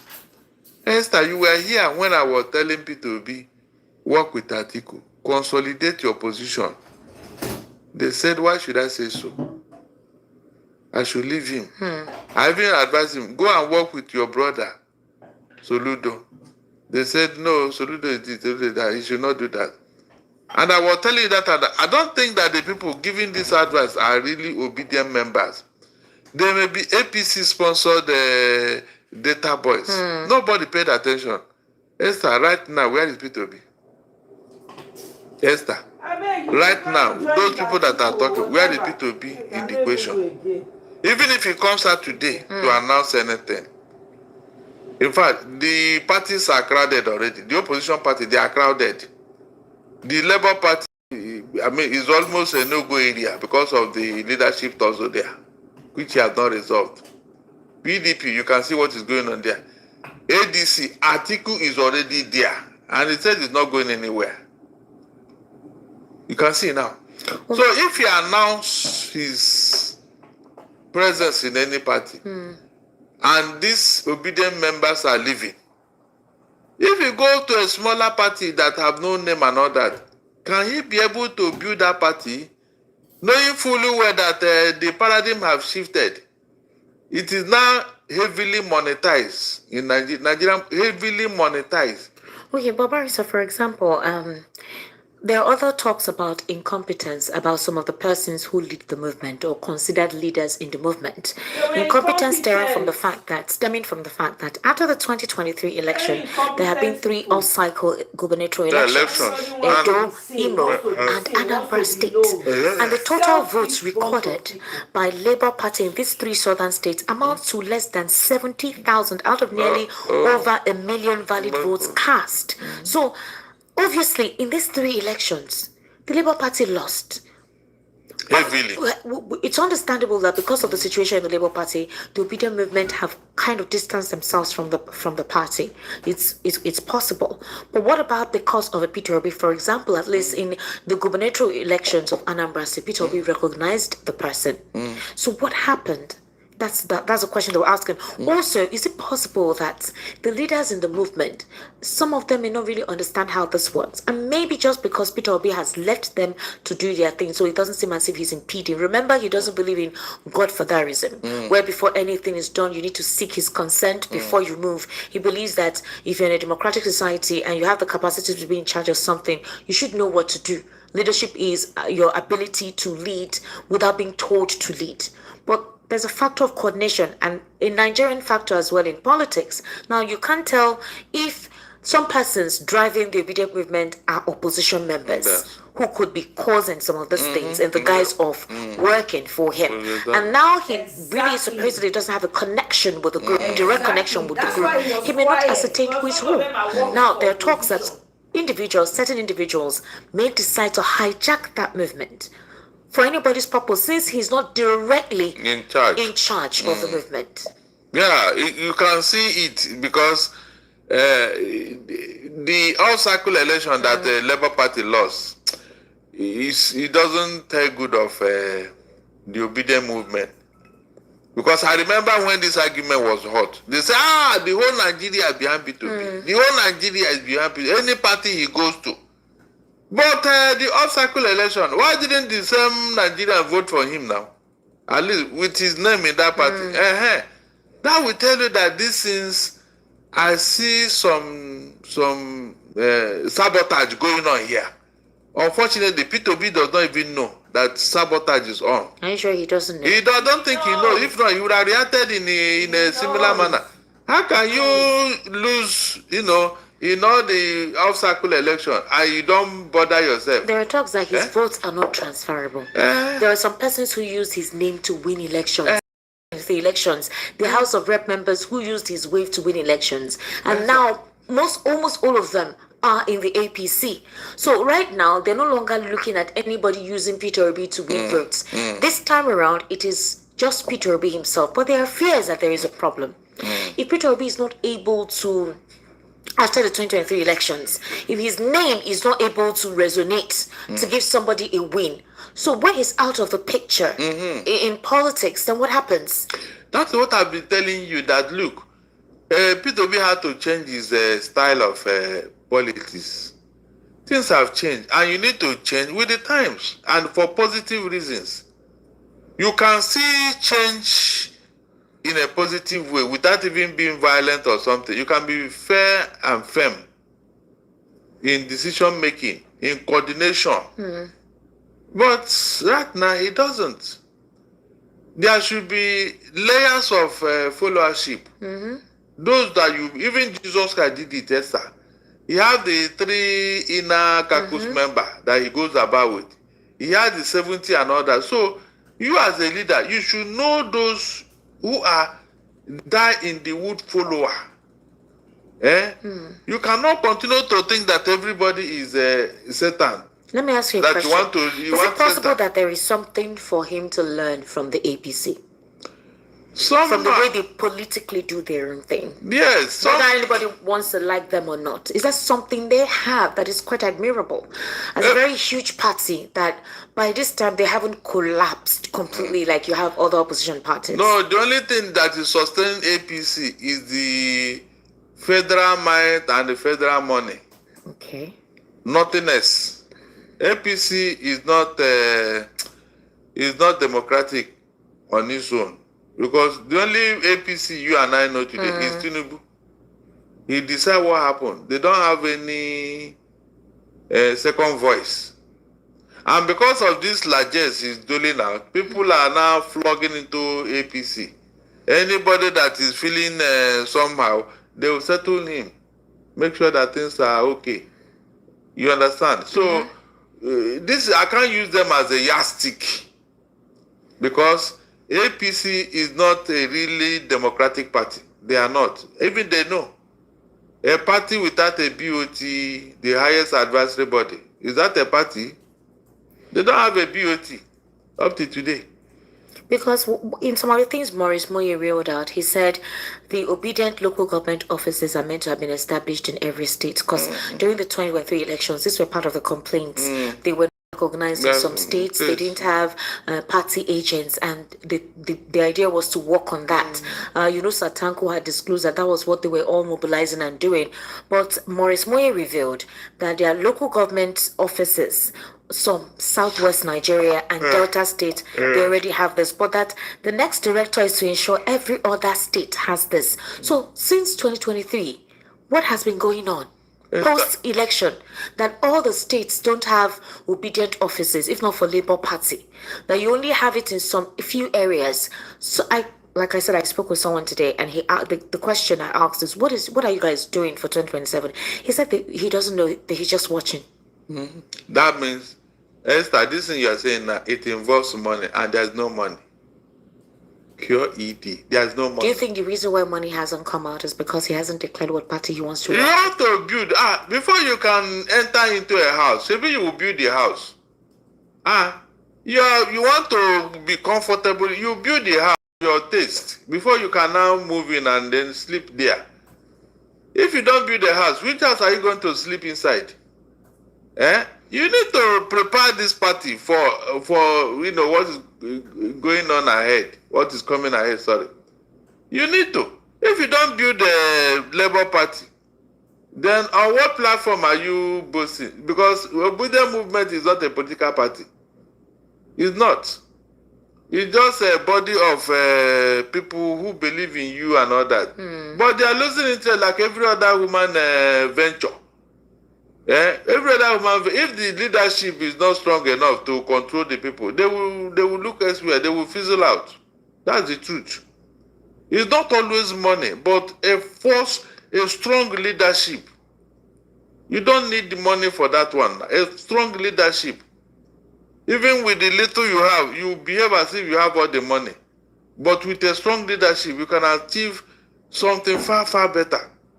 people will believe in you. People will now defend to you. People will now, follow you with all their hearts. Well, some people believe that once Peter Obi then declares that once he just decides or says that this is a political party I am running with, that support, that a lot of them are just on the ground. They don't want to say anything yet. And that support will come up. So what do you think can be done? I mean, some persons will say there's still time.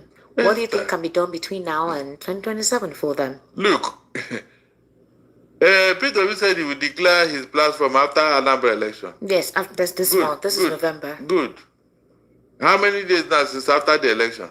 Well, November has not ended. You remind me of what happened in Julius Caesar. When the soothsayer told Julius Caesar, beware of the ice of March. Julius Caesar, as he was passing with the senators, the man told him, that day, they told him, Caesar, beware the ice of March. He said that the ice of March is here, but it has not passed. This thing you said now, look, after the Anambra election and what panned out, I expected P2B to announce this in the following day. I'm not joking. Really? Yes. It will get more traction. Is it about traction yes. or about sustenance? Because if you say if there is always talk of the APC planting moles and creating issues. There is no planting without a mole. No party, APC or PDP, or they have a mole. Even Jesus Christ knew that Jesus was going to betray him. Yet, he went ahead with what was called for. You understand? Jesus Christ knew that he had the Judas in his midst. But he went ahead with his work. At what point are you going to continue to dodge and avoid people? Esther, the good, the bad, and the ugly, God created all of them. That's right. In fact, there's a way you use the bad man, he will turn out good. This APC now, most of their hatchet men, are they good? But when you have to do with APC, they will fight it out with you. They will do everything to, maintain the integrity of the party. And the leadership will recognize these things, these people. I'm not joking. Most of the people that are projecting APC, they are not good in character. They are not good. And the leadership knows. They know. People like Omoye, is he a good man in character? But look at how they are promoting him. Esther, look at how they are. Can a P2B come close to somebody like Omoye?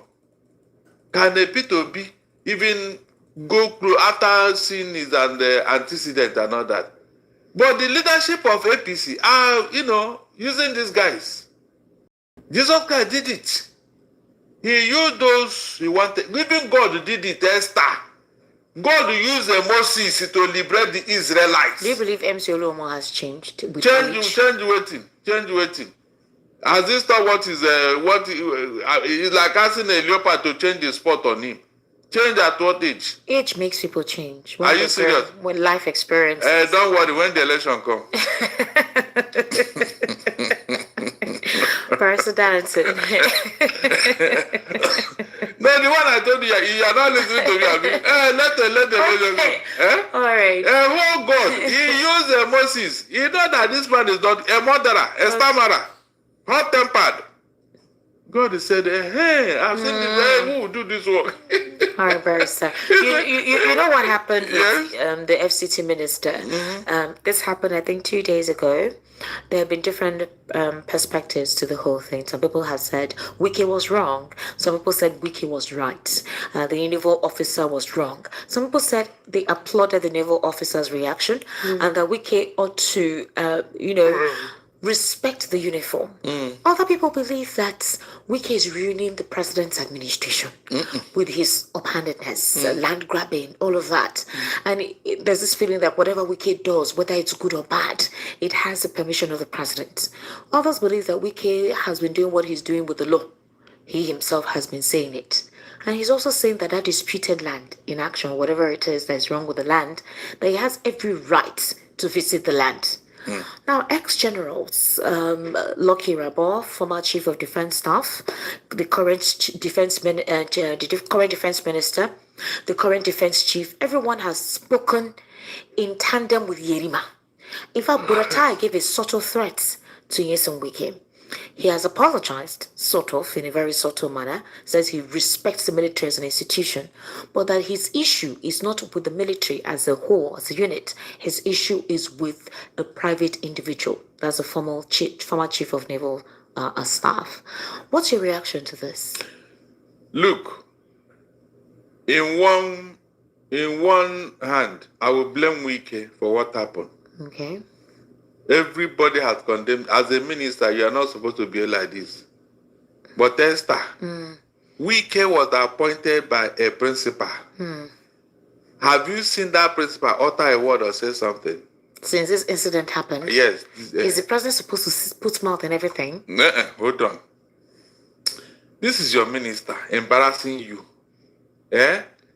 In fact, Barry said, Kuba, it can be looked in two different fronts. The minister could be defending. I'm coming. Wike, the way he acted to that military officer, naval officer, naval officer, it was a direct affront to Tinubu, who is the commander-in-chief. That naval officer is answerable to his Oga and then to Tinubu as the commander-in-chief, not to Wike. That is a fact. Even Wike knows. It's not that Wike wanted to bulldoze his way, as always. But this guy stood up to him. That is the truth. Then, that the government have not said anything against Wike. Esther, it is strategic. Strategic in what sense? Yes. You expect the government to speak against Wike that is working for the APC? That is what I'm telling you now, because from what the condemnation you have received, you expected the government to say, look, because of what the people are saying. I remember when something like that happened in the Labour Party. No, the government and supporters of the party have been blaming the naval officer and the military. That is what I'm telling you. Because of what Wike is doing for APC. Is it Wike doing it for APC or doing it for the country that he's serving? Which country? When he told you that his allegiance is to Tinubu. Yeah. So the president will not say anything wrong in that as long as Wike is good at rough fights. So he will leave him there. In fact, he will even commit another one before the weekend. That's whom he is. Knowing fully well that Tinubu is supporting him. Esther, are you not worried with what happened in Rivers State and how the president was supporting Wike? Are you not worried? So that will tell you that the man is there for a strategic reason. And that is why he's acting like a loose cannon. In a normal claim, Wike ought to resign, but the president will not talk to him, or even, he will pretend he never heard what was going on, or, That's the truth. Because there is a greater mission that Wike is going to perform concerning 2027. Exactly. But Esther, some people who claim to be holier than the Pope will say, because of this embarrassment, please, you can leave my government. I don't want any embarrassment. When the house you bought in US broke out, did you hear anything from the government? No. When the land is shared in Abuja broke out, did you hear anything from the government? No. But I know some candidate, presidential candidate in who will not tolerate it because of what the people will say. You say you are Mr. Clean, and somebody beside you is stealing money, he's grabbing land, and you didn't say anything. It's the two of us. Is that not what plays out here? So, Wike is acting because he has a supporter. That's just the truth. Ordinarily, when it comes to land matter, you don't take laws into your hand. It is the court that will decide who owns the land, not you. That is why when it comes to landlord and tenant issues, the police are not expected to come in. It always ends up in court. Yes. Ordinarily, you serve your tenant quit notice, he will be there. He will not even bother. He didn't even bother that, look, this man will call police tomorrow and they will throw me out. He will be there because you know that the matter will go to court and it will not end in 1 month or 2 months. Eh? If you did not even answer the court, Esther, they will give you substituted service. I'm not joking. Who will have that patience? You see, the tenancy law is in favor of the tenants in Lagos State. They act with so much arrogance and impunity. That's why some landlords who don't have money for court or who don't have time for court, they will resort to self-help. First, what are you saying now? What I'm saying now is that there are things you don't need to dabble into as a leader.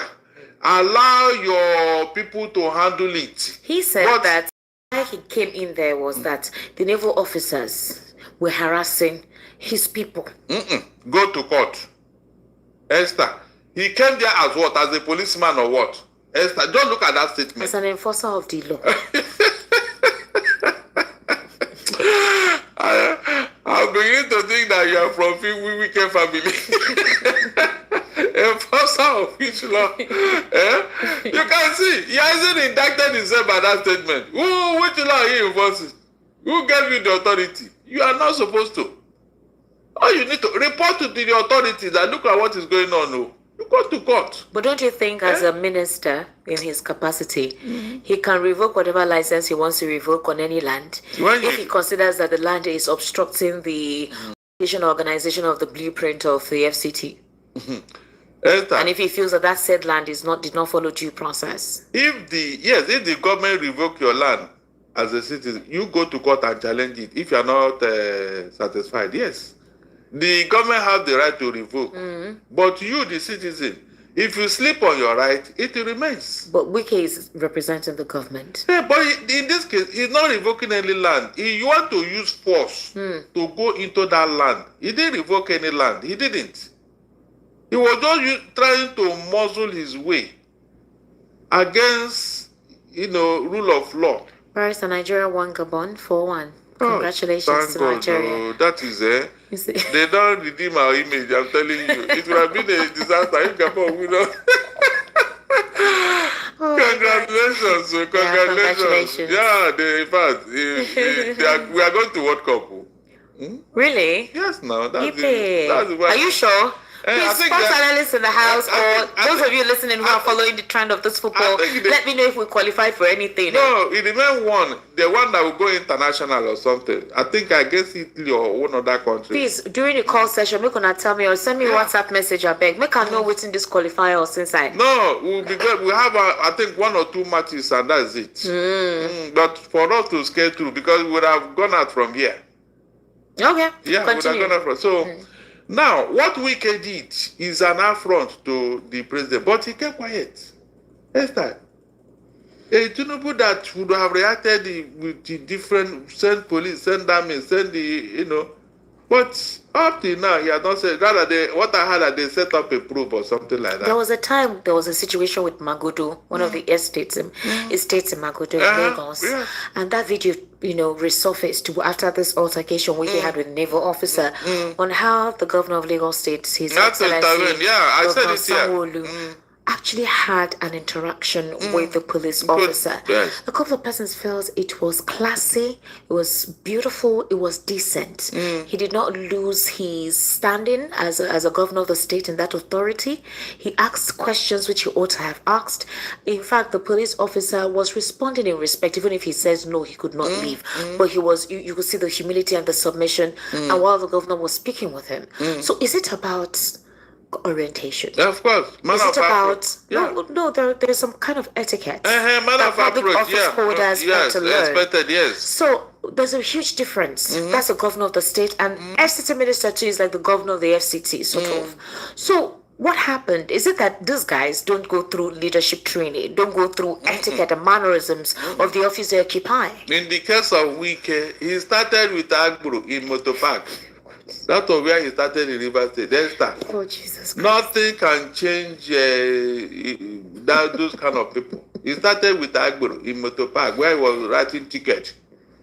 Those people that write ticket, they eat with the force. Oh, so when you started your political career from a Motopark, Esther, what do you expect? Please, what evidence do you have to substantiate? Is that no way? He was the chairman of Motor Park or something before chairman of Obiakpo local government. Is that hidden? It's a fact now. So when you grow up from there, it's like making a minister now. Esther, we are finished. You don't recruit all these boys to be his aides. And those ones, when you speak too more grammar, they will break bottle. Good. Are you not the one that appointed him? So what were you expecting? No, what were you expecting? So those people are there for a purpose, Esther. Do people know what he's doing? He deliberately appointed him to do this kind of whatever. He knows what he's doing. Can't you see it yourself? So when you appoint such a person, you know what to expect. So when you start acting, you just pretend as if you are not even around. Because you appointed him and he's doing what you asked him to do. That's the truth.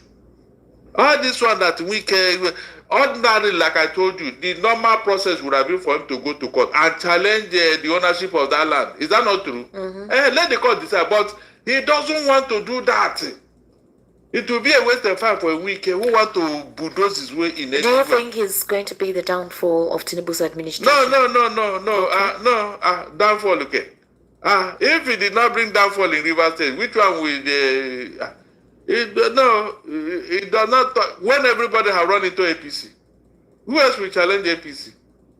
Esther. No, so you don't believe anybody can challenge them? Nothing. So if that's the case, then there's no need for them to invest too much in convincing anyone ahead of 2027. Is that not where we are going? Because those people who ran there, those people who supported this thing, I pray that we run into a one-party state. I'll be here to welcome them. Esther, seriously, that's me. You know, when some of us say things, they don't take it serious until it happens. All the people that are running into APC, they say it's master strategy, this and that. He's doing it now, fine. We'll celebrate and clap for him, yes. But how about the repercussion, the implication? What happened to it? Or is there any infamy that brings good result at the end? No, it doesn't end well. Anything that started with infractions will end up with infractions, Esther. That is it. This thing that APC is doing, everybody running into APC, they say they are paying them money, they are inducing them and all that. No problem. But when you leave office, and the person there now refuse to give shishi, because all of us don't have the same character. What happened? Or will you be controlling Nigeria when you retire? Esther, will you be controlling Nigeria like you are controlling Lagos when you retire or when you leave office? You know it's not going to be possible now.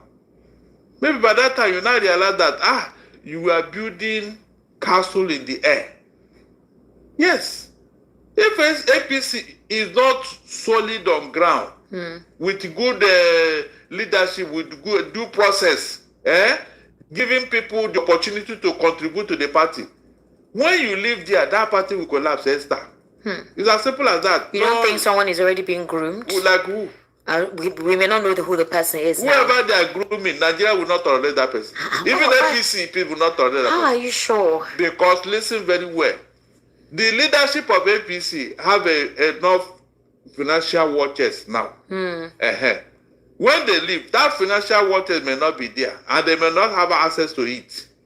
What do you think now will happen?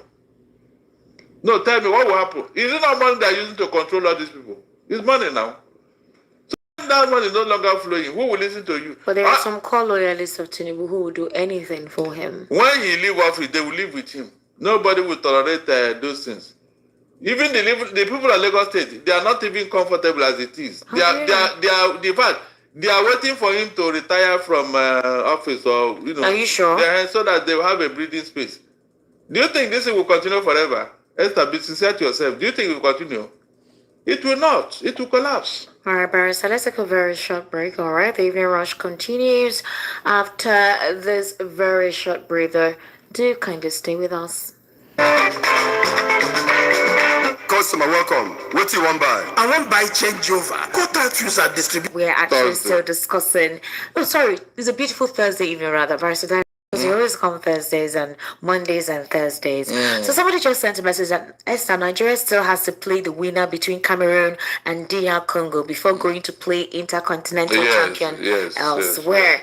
Okay, so we have 2 more games to go. Hopefully, when we win that, I do hope we do, because honestly speaking, we need anything that will just bring back the faith and the hope on Nigeria. Trust me, like we literally need it. Barrister Darlington, so based on what transpired today, Nnamdi Kanu has resubmitted already. He's asking the appeal court to stop judgment on his terrorism trial. He submitted the appeal against the November 20 judgment that, based on the fact that his trial had no significance to continue. So a couple of people think they think Nnamdi Kanu is deliberately delaying his case. The same case he complains that the FG has been delaying, that he's deliberately delaying it with all the tactics that he comes up with. Others feel that he ought not to have disbanded his legal team. Up to today, we've not heard really why the legal team were disbanded or they were no longer representing him. Rather, what has been happening is he's consulting with them. So nobody knows precisely what happened. We heard that there were threats on the lawyers, which obviously could tarnish their careers. We had different narratives, but the way it is, Nnamdi Kanu seems to want to represent himself. Do you think he's deliberately stalling when some people think that they already know what the obvious conviction would be? I think Nnamdi Kanu is not helping his case. Because this thing he's doing now, I don't know where it will end up. Initially, when this matter was in the cooler, all of us were saying, please, why not begin this trial? Try this man. He said he's ready for trial. That was the demand of everybody. Now the trial have started. I am now saying that it should no longer continue. That means you don't even know what you want. I have advised Nnamdi Kanu, cool down. If this matter was thrashed out at a big court, the 15 count charges, it will equally be thrashed out at the Federal High Court where the matter is today. The fact they are not going to invent any other charge. But while he was leaving the court today, some of the Supreme Court workers, they left their offices, came out to hail him, and he acknowledged their cheers by raising his fist in the air. I don't know if you had seen that video earlier today. There was this support praise. Everyone was hailing. Can you hear that?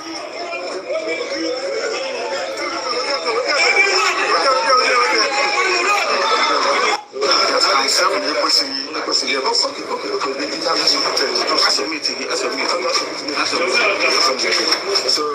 Omoye now in her office. So this is the they give a directive that 7 doesn't exist anymore. So that means amend the change doesn't exist. They refuse. I still collect that some faulty law. Yes, it was an error. It was an error. Big error. So I want them to correct that. That was one of the motions we asked.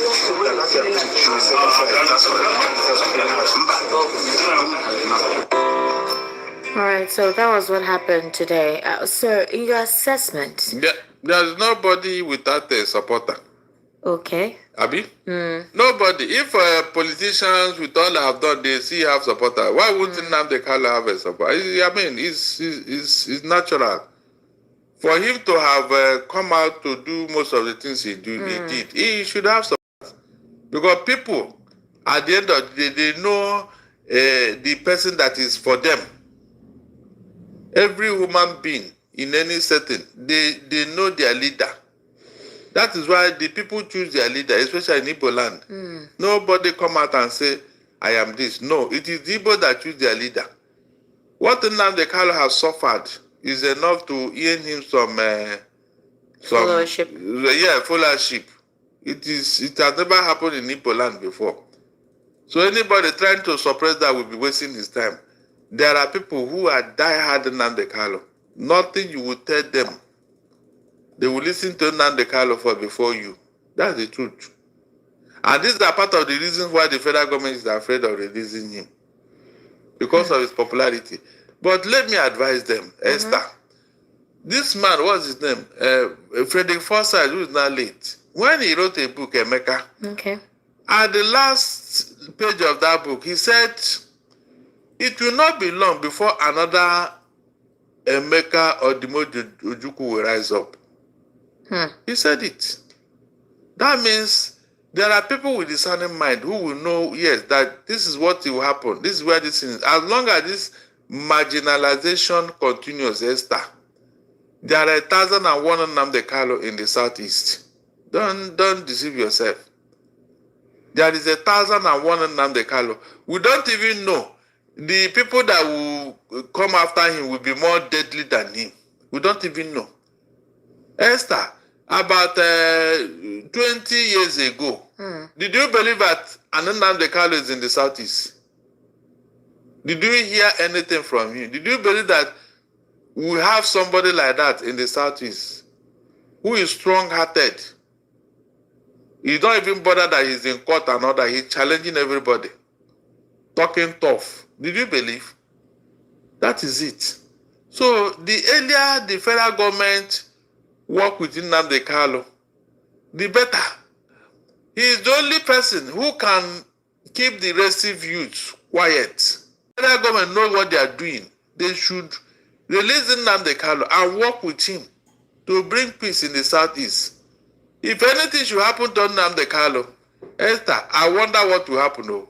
It will be very difficult to control what will follow. Very difficult. No, what do you mean what will follow? What do you you think those supporters will go and sleep or lie low?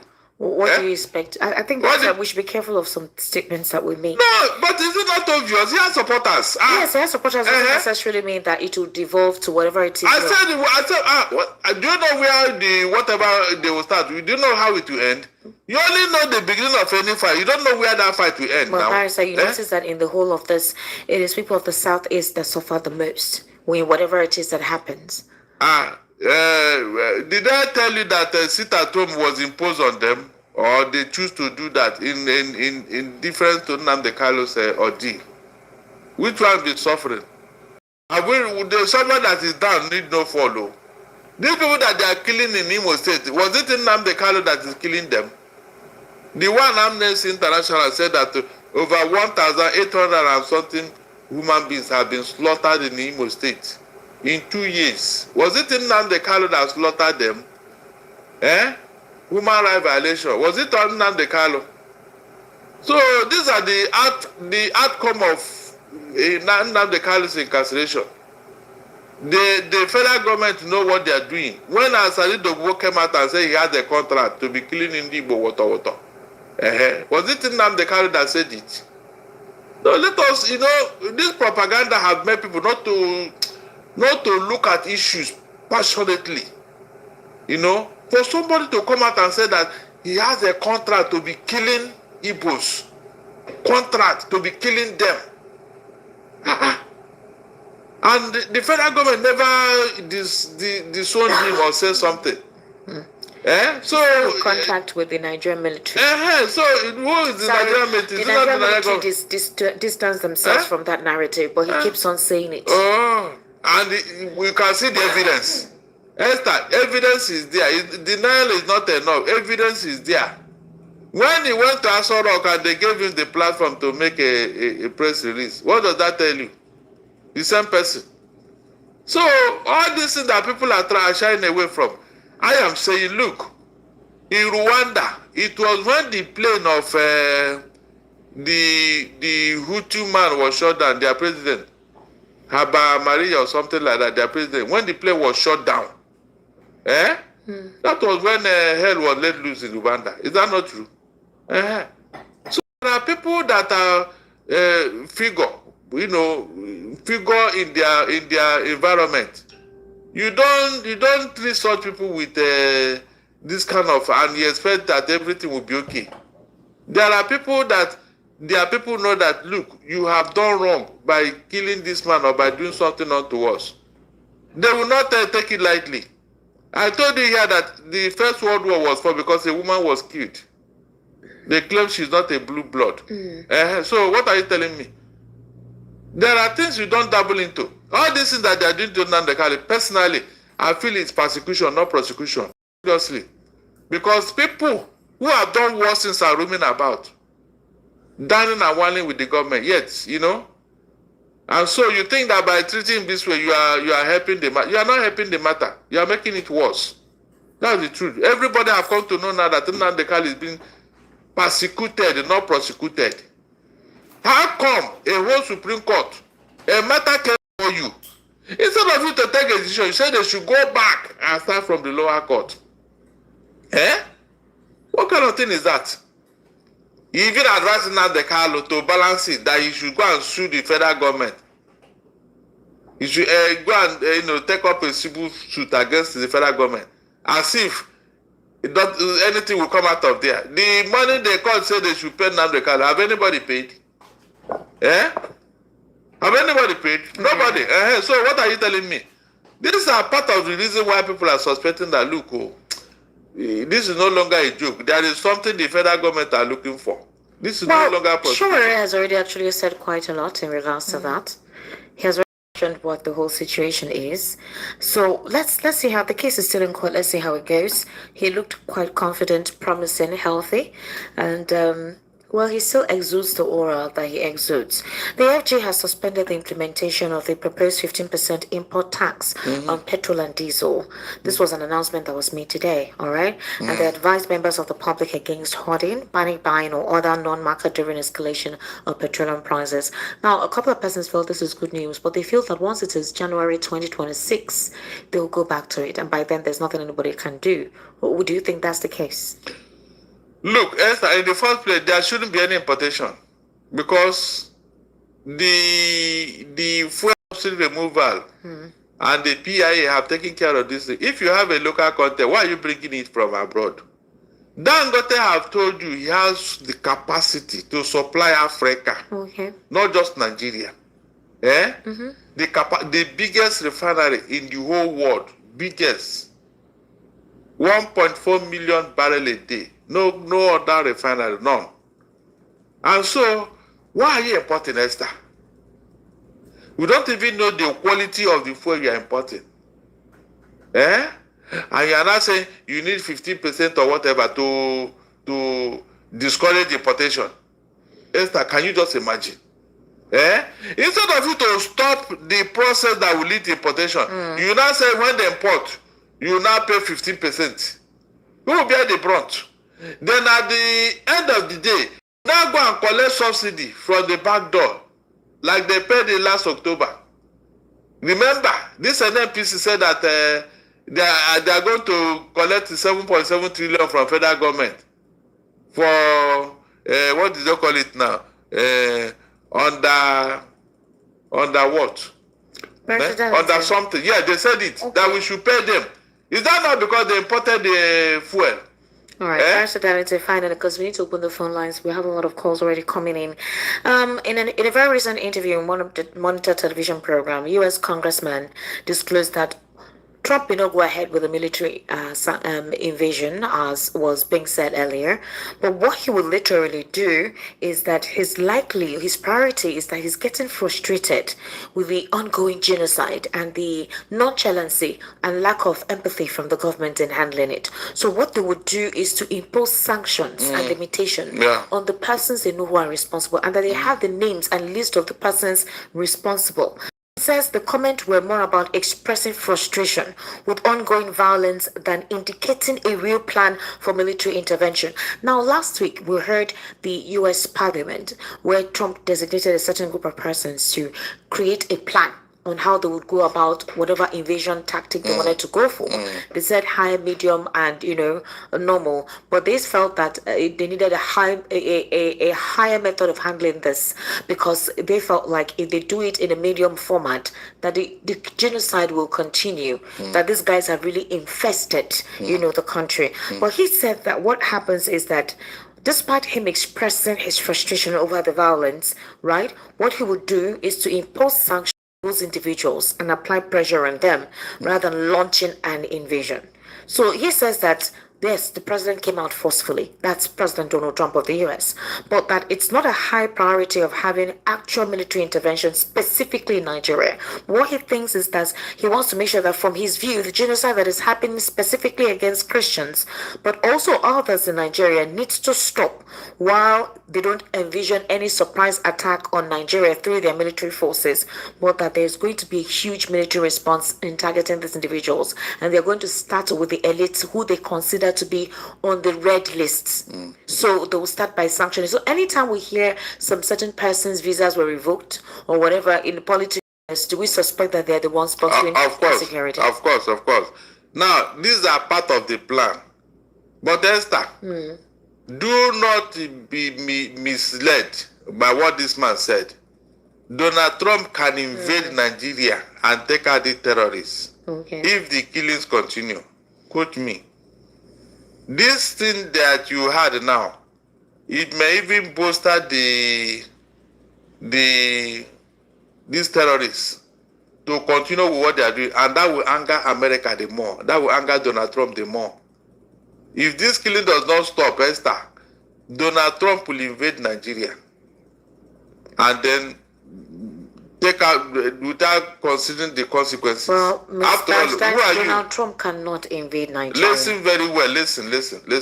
Esther, targeted invasion may be applied. You know that we can't do any of this without some certain approval. Look, who will come against them? Because they are coming here on a humanitarian ground. They are coming here on a mission, humanitarian mission. So what is wrong with it? That is the question here. Are you coming on a humanitarian ground, or are you coming to grab a land or whatever? If they are coming on a humanitarian, the whole world will rally around America. I'm not joking. Yes, if they are coming on a, because the ripple effect is what you should even consider. If these other people who are oppressing and suppressing some groups in their countries for whatever reason, if they see what has happened in Nigeria by Donald Trump, it will make them to behave themselves now. Abi? Yes, it will make them to behave themselves, knowing that if it happens here, it can happen any other place. So that is why I'm living like this to be tested with Nigeria. So that this guy will know that, look, there is a higher force. Because already they have taken over Nigeria from all indication. Our sovereignty has been taken over by Todd Jubelo and his group. That we no longer control them.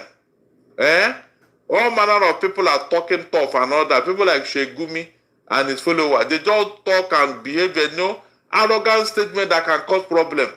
One will wake up and say somebody's wife should be killed because she's an infidel. All those things. By the time this thing happen, don't you think everybody will behave themselves? All this entitlement mentality will stop. Esther, it will stop. That is the truth. You cannot be just there waiting for free money and all that while others are working. All of a sudden, the only thing you contribute is to kidnap people and collect ransom. And you think it's going to stop all of a sudden if there is no force against it? Seriously. So whether we like it or not, Donald Trump from his antecedent, he doesn't go back on his way. So that's the truth. So the government should not relax. Instead, they should start now by dislodging those people in Plateau and Benue State, Benue villages. All right. The number to call is 080-3692-9933. Hello. Good evening. Hello. What are you pressing? Okay, you're pressing something on your phone. Hello. Good evening, sir. Yes. Good evening. Okay, we're gonna. I want to play a video by Dr. Haruna Goro sharing his experience, his harrowing experience, during his time that he experienced while he lived in the Middle Belt. Haruna Goro. So, thank you to those who have joined. I appreciate it. Please continue to like the stream. This is your friend, Dr. Haruna Goro, I want to just let you know what I think about what's going on currently in Nigeria. I really would want you to be patient with me and go through this broadcast to the end, because I have a lot I'm going to be saying. It will be a little bit long, but I plead with you to be patient with me. Go ahead and share the broadcast with as many people as you can. Let's go ahead right now and discuss this matter of genocide of Christians in Nigeria and the call that Trump made to President Tinubu and his government to stop the genocide of Christians. If not, he is going to send in his own army to do that.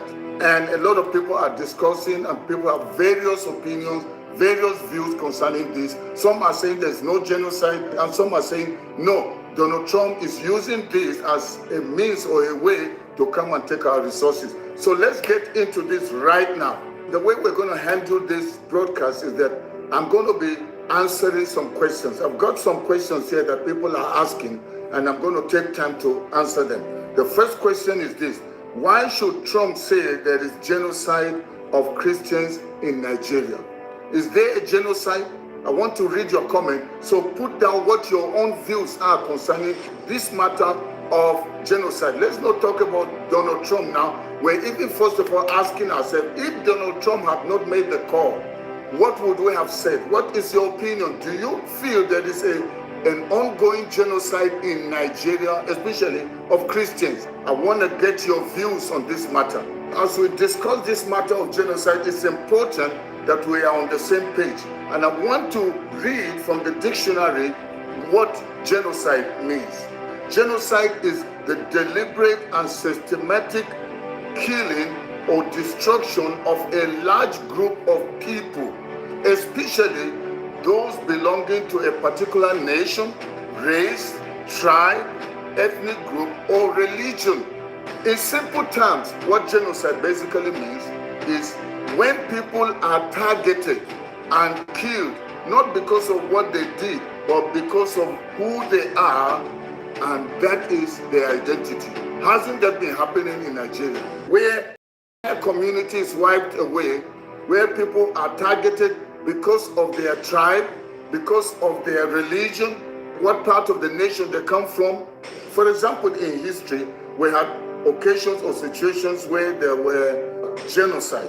For example, the Holocaust during the World War II, where millions of Jews were killed by the Nazis, by the Germans. The Germans felt like these ones, they don't deserve to live. You remember the gas chambers. Millions died. One race considered the other race as inferior. And so what did they do? They annihilated them. They killed them in millions. We also have another example right here in Africa, the Rwanda genocide of 1994, when hundreds of thousands of Tutsis and moderate Hutus were massacred. Another example of genocide was the Bosnia genocide of 1990, where thousands were killed because of their ethnic and religious identity. So when you talk about genocide, it's important to have an understanding of what are we talking about. Under the UN General Charter or UN Convention of 1948, a genocide is referred to as the killing of members of a group, one. Number two, causing serious bodily or mental harm to members of the group or of a group.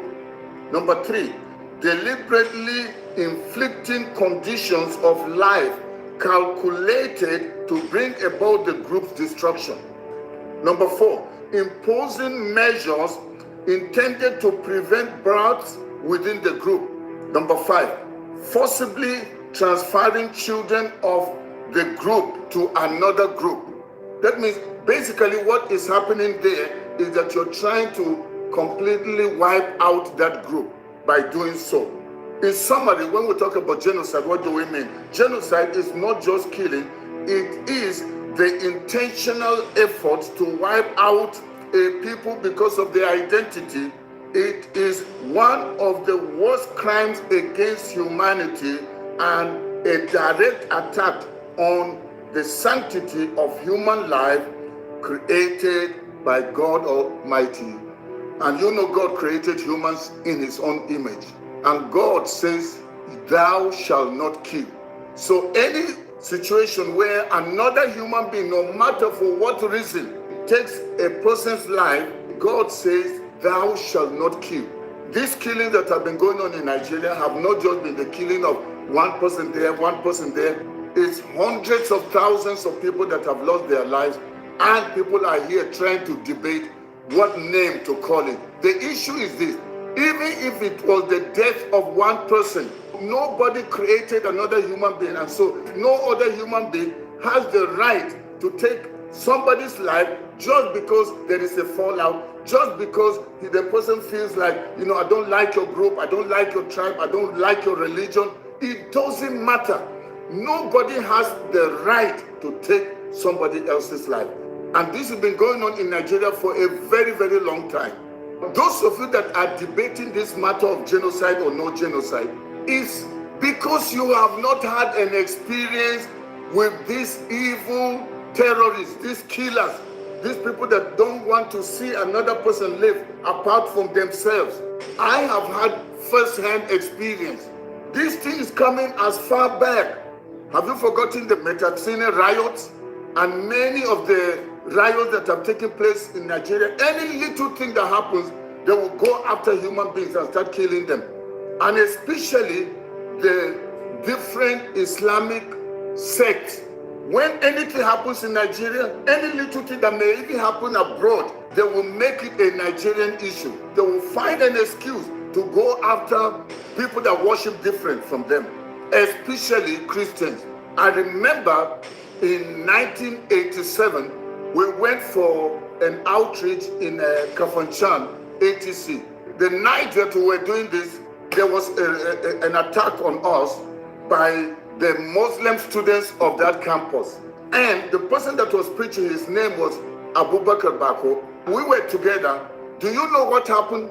Abubakar Bako comes from a Muslim background. And so he was sharing his testimony, the testimony of his conversion to Christianity.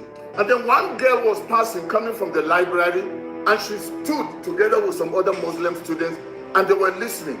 And then after a while, the girl started saying, why will you stand and be watching?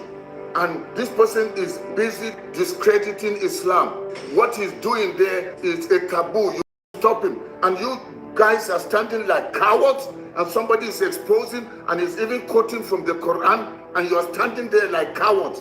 Why don't you do something? And the moment she instigated them, they started doing Allahu Akbar, Allahu Akbar. And when you hear them say that, start that Allahu Akbar, talking about God is king, God is the ultimate, is the ruler. They are not saying it because they are actually acknowledging God. They are winding themselves for something terrible. The next thing we will see, they carried stones and started stoning. And then one person carried a very big stone and ran to the stage to crush the head of Abu Bakr. And I ran on stage, and when he brought the stone to hit on him, I took my shoulder and they hit me here, and I had a wound. Up to now I have the scar that came as a result of that attack.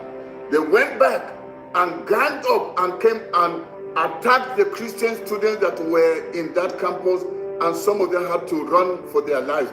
The Muslims started attacking other people in the community. So the local people around that place, which was Kafanchan, the villagers started coming because they heard that their relatives, the people were being killed. So they came to defend their people, and it became a clash between the locals and the Muslims.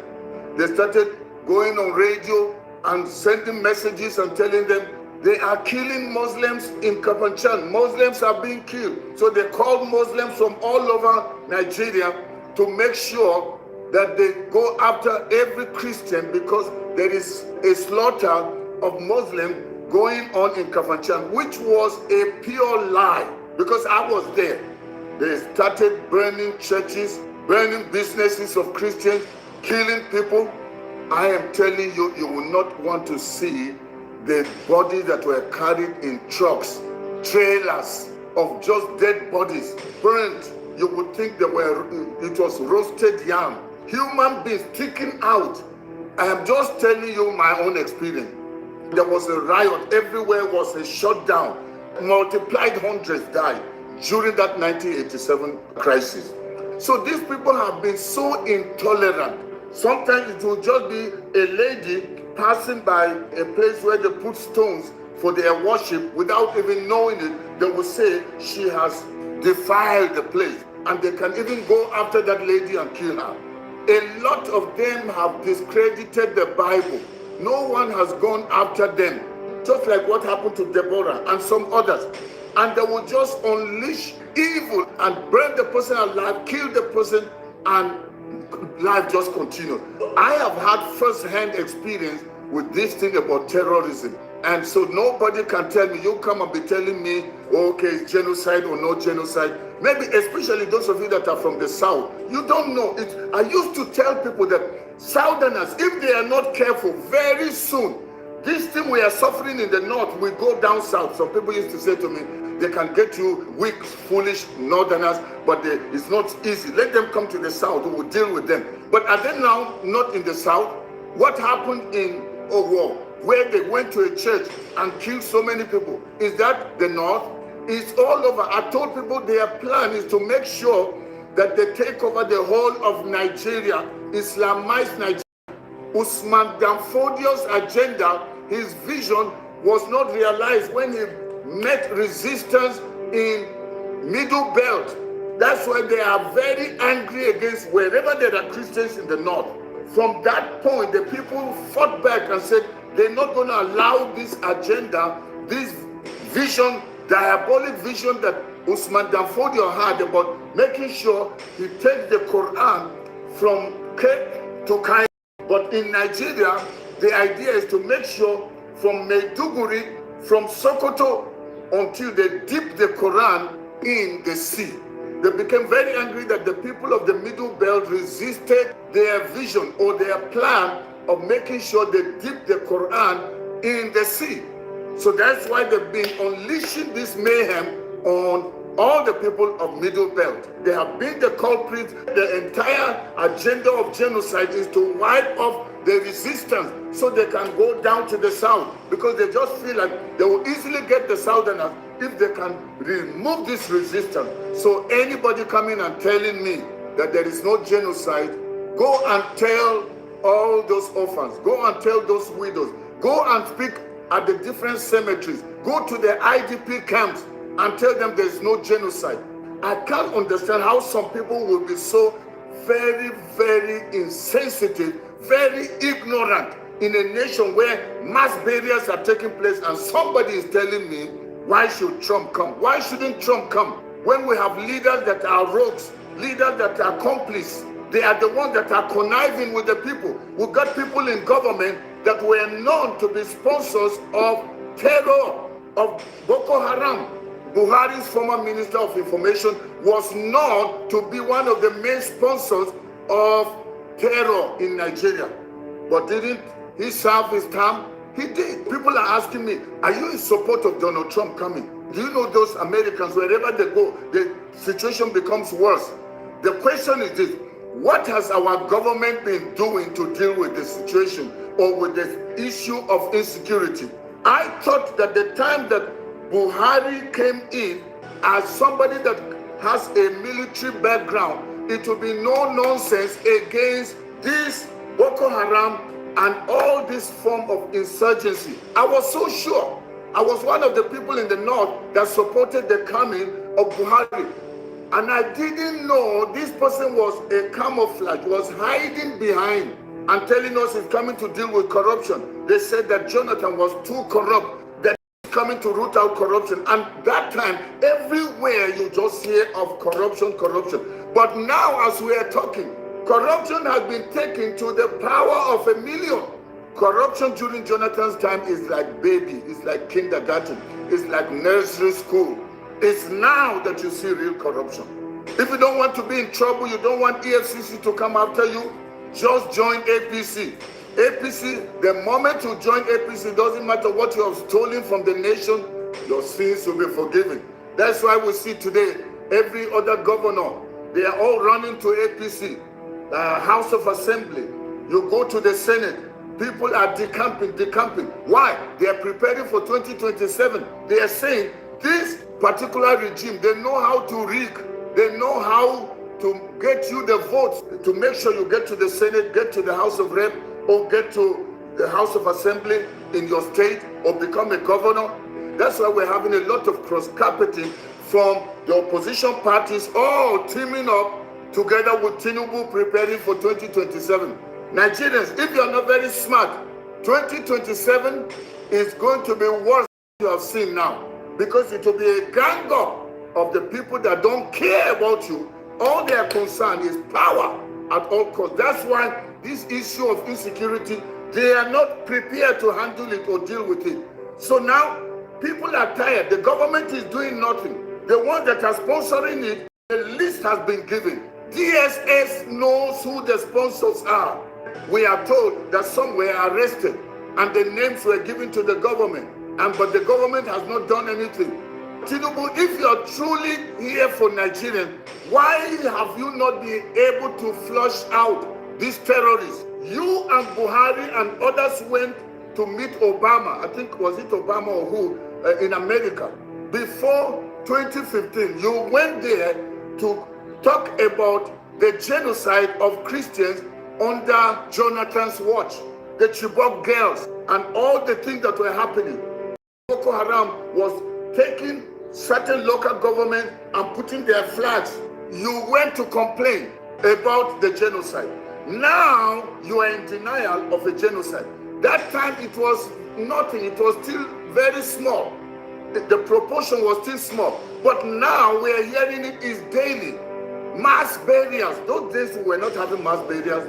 So anybody that will come and say there's no genocide, it's either that you are a dead person yourself, you are a psychopath, you are somebody that has no feelings, or you are one of the sponsors. Somebody is there trying to debate because you want to be politically correct, because you want to appease your paymasters, those people that have become like prostitutes in the corridors of power, that will come and tweet and come and say, oh no, there's no genocide, there's no genocide. May God punish you, wicked people, heartless, no feelings for humanity. Go and tell all those people in Yelwata, tell all the remaining people that are there. In one day, what happened? Tinubu, it took him long to go to Benue State after the massacre of people. So please, if you don't have anything to say, shut up your mouth, wicked people. And I'm so ashamed to even hear that some of the people that are saying there's no genocide, they are pastors. Go and pastor in the north. See what this Reverend Ezekiel has been talking about, exposing it. And that's why I'm happy hearing people like Dr. Paul Eneche speaking. He's right there in Abuja, they see, and he travels all over the nation doing meetings. He has his churches around and he's calling. And those of you that are there, maybe sitting in the south, in your air-conditioned office, in your church, where all you are doing is just preaching, God bless you messages, and you're not thinking about people that are dying. The truth sometimes is bitter, but it is important if we want to really go forward. Do I support Trump's call? Yes, but shame on the Nigerian government that it has to take somebody from America to tell us the obvious fact, the obvious truth that this has been going on for decades. You want me to show you my eye? This left eye was as a result of Muslim bandits that hit me on this eye. Thank God that I'm alive to talk to you. Others are gone. Many have died before me, and many have died after me. And as I'm talking now, somebody has just been killed. And somebody is telling us there's no genocide. And it has to take Donald Trump. Instead of we celebrating and say, please, in any way you can help us. They've been pumping money. The government has been stealing it. The blood of the innocent will judge you. Those of you in government, those of you in that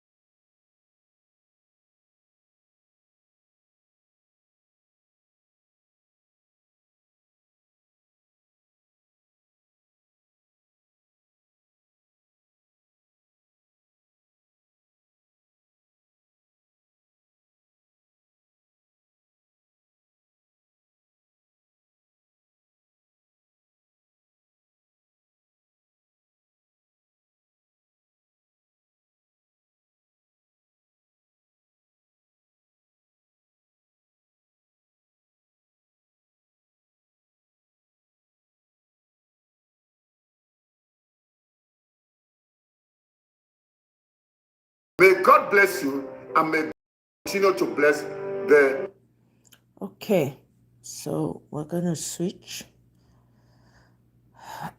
We have to keep on top of these genocidal issues because the Nigerian government, they're influencers, they're paid influencers, and they're bots. They are pushing wrong narratives. So we have to be able to combat that by streaming this as much as we can. We cannot allow these people win this war. All of them, they are all suddenly afraid because Donald Trump says he's coming. I've never seen people, I don't understand. Nigerian government, evil. Let me see.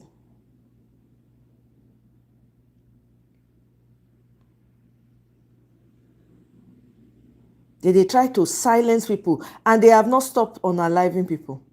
They have not stopped it though. You would think that with everything that they are doing, no, they will go ahead and stop unaliving. No, they haven't stopped. They're still unaliving people as we speak. Where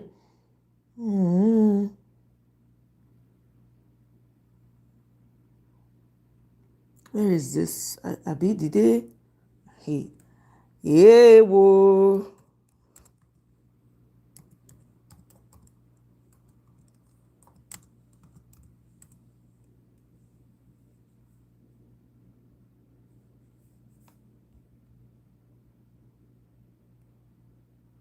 Okay.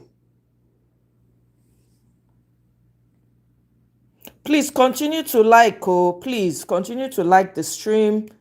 Share if you have not yet shared, please. This is very important.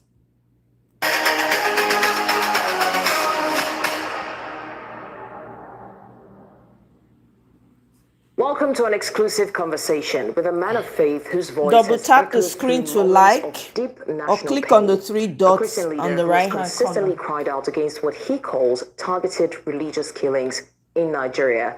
Now, his outcry has grown louder in recent times as insecurity once again takes center stage, and this time drawing international attention. Now, reports of the United States allegedly threatening intervention if Nigeria fails to act decisively against the spiraling violence have reignited the debate about the true nature of these attacks. The Nigerian government, however, insists that the crisis is not about religion or ethnicity, but about criminality, banditry, and insurgency, and says it is ramping up efforts to restore peace across the affected regions. Today, we're joined by Reverend Evangelist Ezekiel Dachamo, Provincial Church Chairman of the Church of Christ in Nations in Rob Barkinladi, LG, Plateau State, a man who says the crisis goes deeper than statistics and politics. Thank you so much for joining us, Reverend. Thank you very much. I greet you all in the name of the Lord Jesus Christ. It's an absolute pleasure having you join us, sir. Amen. All right, so, Reverend, the United States President Donald Trump made global headlines when he threatened that there might be, or they're considering a military intervention in Nigeria, and that is because of what he called a Christian genocide. However, the Minister of Foreign Affairs, Yusuf of Nigeria, dismissed the claim, and he says it is false and inflammatory, and he insists that insecurity affects all of Nigerians equally. Now, my first question is, what exactly is your claim? Are you saying that Christians are being targeted in Nigeria? The killings in Nigeria are targeted, or are you saying that Christians are disproportionately affected, even though the killing is targeted at everyone?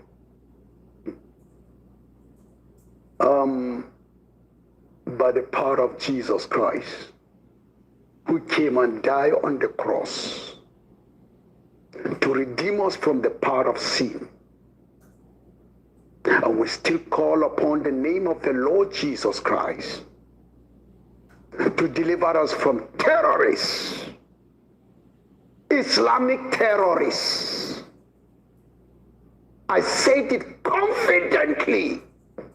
Northern Islamic evil satanic agenda that want to take over this country and lure us to be like Turkey, to be like Afghanistan, to be like other nations that have no peace in the Islamic Middle East. A voice must cry out to invite the heavily throned government to interfere. And this is what is happening today. We have been crying out for over 30 years. Right from 2021. It is before that time, because 2021, this thing come glaring. There's a jihad moving to destroy Nigeria. Before 2021, there was a lot of casualties that will have been received all over the north. I would say Nigeria. But it has been silenced, enduring the pain, until a launch of the jihad came 2020, 2001. And the full blow was just moving. We are just enjoying it, pressing it down. Women are being raped. Come and see, we have to be slaves to the Islamic terrorists. They will force you to go and farm for them. If our local native people did not go and farm for them, then even if you farm, they know you are farmed. You will not harvest anything. Until this thing grown up to become a full-blown genocide. I have the statistics. I have been to the monument. I have called names. These are the names of people that have been killed in one day, one night, 501. This happened on the 7th March 2010 in Dogonawa, Gemburuk. Gemburuk is a local dialect name from our forefathers. When they came, gradually our forefathers accommodated them in peace. But when they grown up with external forces, they changed the name to Dogonawa. Abandon the native, this is a jihad movement. We want to take the land. They invited Islamic terrorists from the far north, Niger, Chad. If Nigeria don't know about it, please know about this. Why did they cancel history in Nigerian secondary school? It's jihad. So that we will not read about the history of how Ottoman Danfodio was moving towards the cause to force everybody in Nigeria to become a Muslim. But our forefathers blocked him from flowing into the south. They hit that the west, southwest, southeast, south, that they are supposed to receive. We are the ones that are receiving it at the middle bed. We stop that hit by standing on our faith in Christ. We refuse to submit our soul to Islam. That is why in one night, look at it, 501 people were killed completely in one night. I was there in the morning after the insurgent left. Come and see blood everywhere. In the process of carrying dead corpse from every house, from some on the roofs, some on the field, some in the gutter. Depends on where they met you. They slaughtered you. A woman gave me testimony that day. It was God in tears that saved her. When they came, they said Pharaoh, because it was during the moonlight that very day. When they came, chanting Allah Akbar, Allah Akbar, Allah Akbar, entering this village,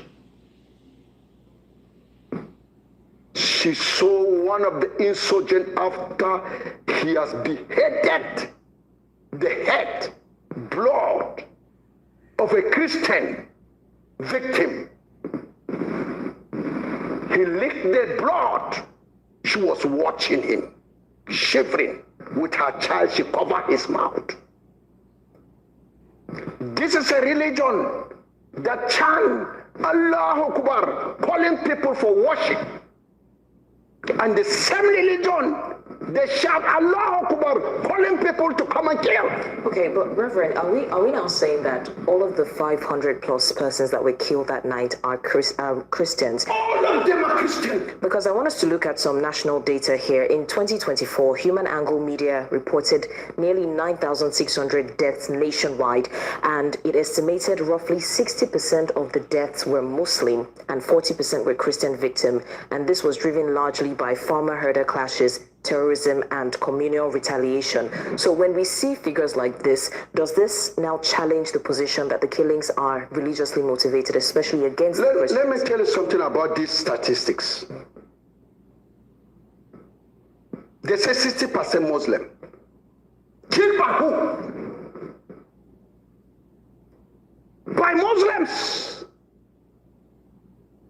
Based on different faith of sect. And do you know why this thing?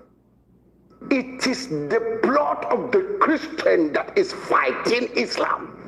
Those that have been killed. You see, when they came in, the factuals in Borno, they follow villages. On Sunday, they will enter a village and meet people worshiping on Sunday, and they will separate the male from the female, and all the male in the local area, like Gwaza area, Madagali, these are in the North Borno area, and this is what is happening. Do you know something? They will slaughter all the male. Those that will survive in that church, they may have not come to church and they were able to escape death. And the women, they will select the one that they needed. They will rape them, they will do what they want. And this is one, they will leave the children at the mercy. Many of the Christian women relocated to the Middle Belt, and their land was seized. Their crops was vandalized. And even as I'm talking now, let the Nigerian government prove me wrong. Let them go to Ngoshe mountain around Gwaza. It has been occupied by Boko Haram. You can't climb that mountain. They declared it as their headquarters, a colony. And it is from there that they used to come down to come and kill. Now in all the village, after sending the Christian away, the Christian relocate. If you see Christian is in the urban area where there is security, maybe inside Maiduguri, you find Christian. I've been there. And most of them, if you are to interview them, fact-finding, you will discover they run for refuge into the city. At least that's where they're getting covered.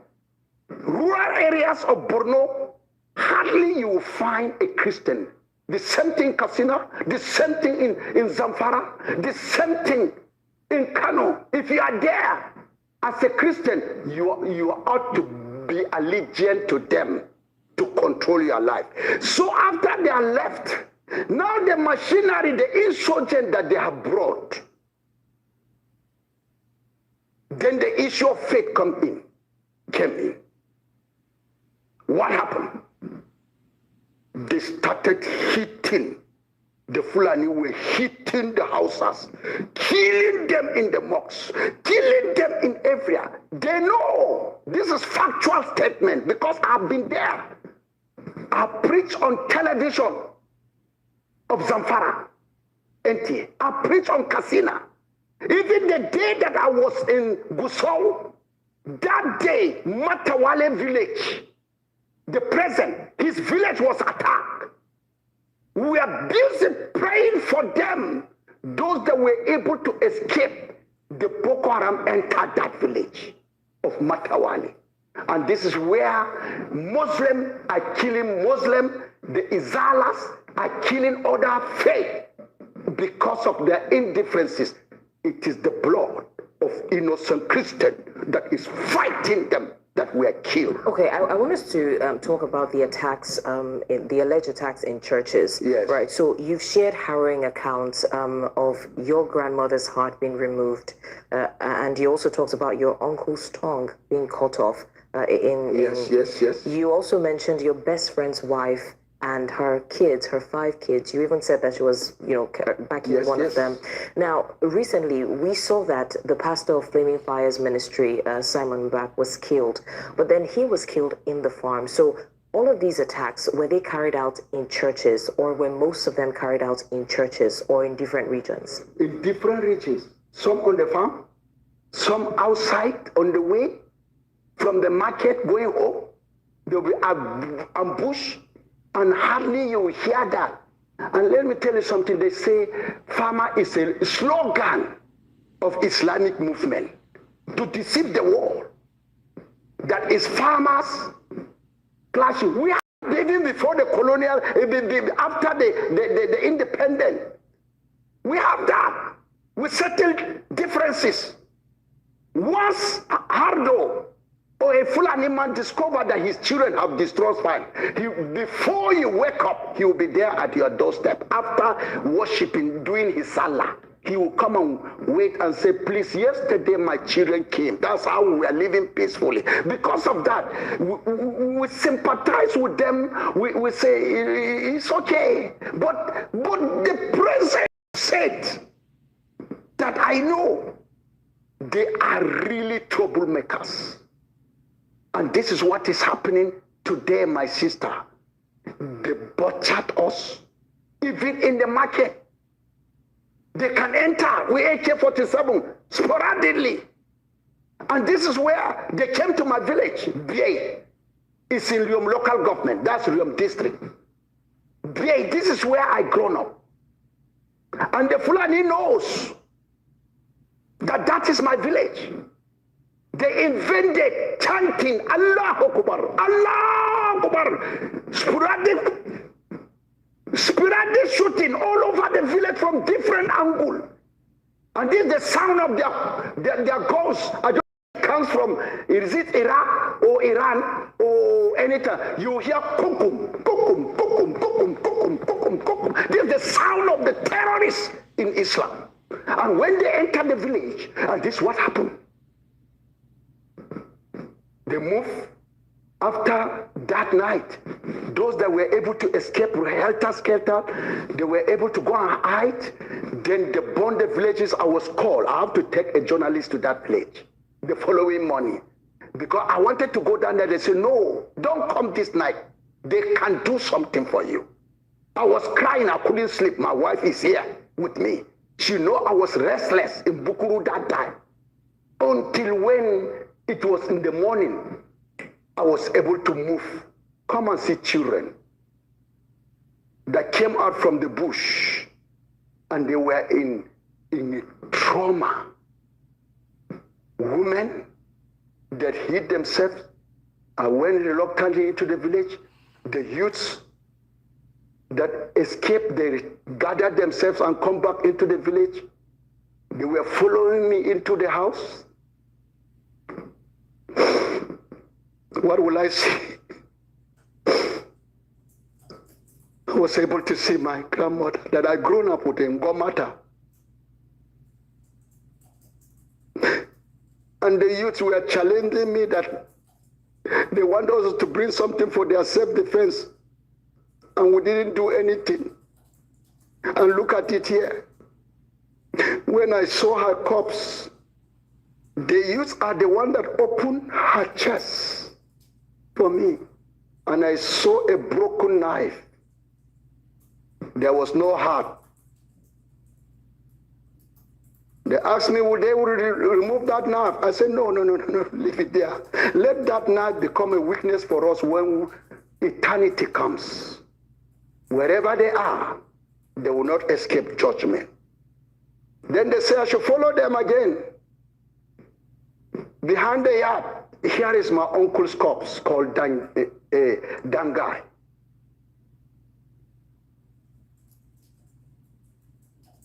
His tongue was removed.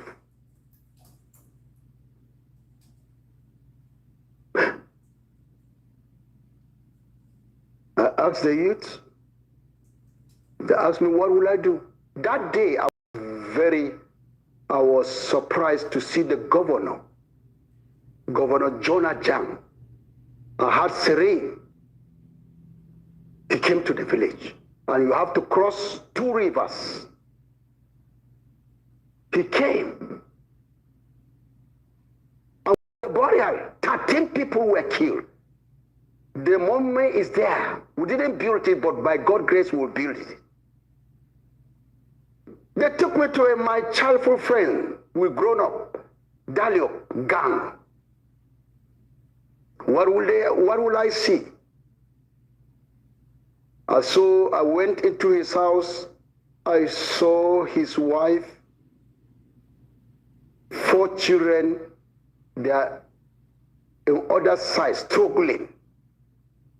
And there's nothing she can do. The fire just came down and burned them all. The woman quickly pulled her child at the back, seeking for the way to escape. I discovered they locked the door so that none of them will come out. That is how we buried her with her child at the back. The agony of Christian in Nigeria. So I want to find out, all of these attacks that you have mentioned, they're quite harrowing, and I'm sorry about your grandmother and your uncle. Have there been instances where you heard about Muslims also being attacked in a similar manner? Let me tell you, no Christian attack Muslims. If you see a Muslim dead, where did he die? It is in our village. So you're saying the Muslims also attack other Muslims? I'm talking about when you see another attack, Muslims are saying they are killed, we killed them. Ask them, where did we kill them? In self-defense in the village, casualties came. In our village, they loot the village. Look at this village. Look at this material. These are all the houses that they burned. Look at the number of people, number of houses destroyed, 120 in one village. Total number of dead. Because God was able, and this is Christmas Eve, 1 person. But the other village, you can see me at their gravesite burying people at that place. But this village, disease, and this is the person that died, Mr. Tambaya. Total number of displaced people in that one village that they burned, including the church building. These are factuals that are here. In that process, some of the Muslim folk casualties. And there's one thing, the Fulani always come with extra people that in case, in self-defense, the folk casualties, they drag their corpse. They know I'm saying the truth. They know, you are listening to me. They drag their corpse to their ruga. And they will go and videotape and say, we killed them. Where? We have never moved to Ruga, where they are settling. But I'm asking God, God, if it is your will, give us just one day to visit Ruga. Then they will know what stuff Christians are made of. But we'll be establishing patience based on our faith in Christ.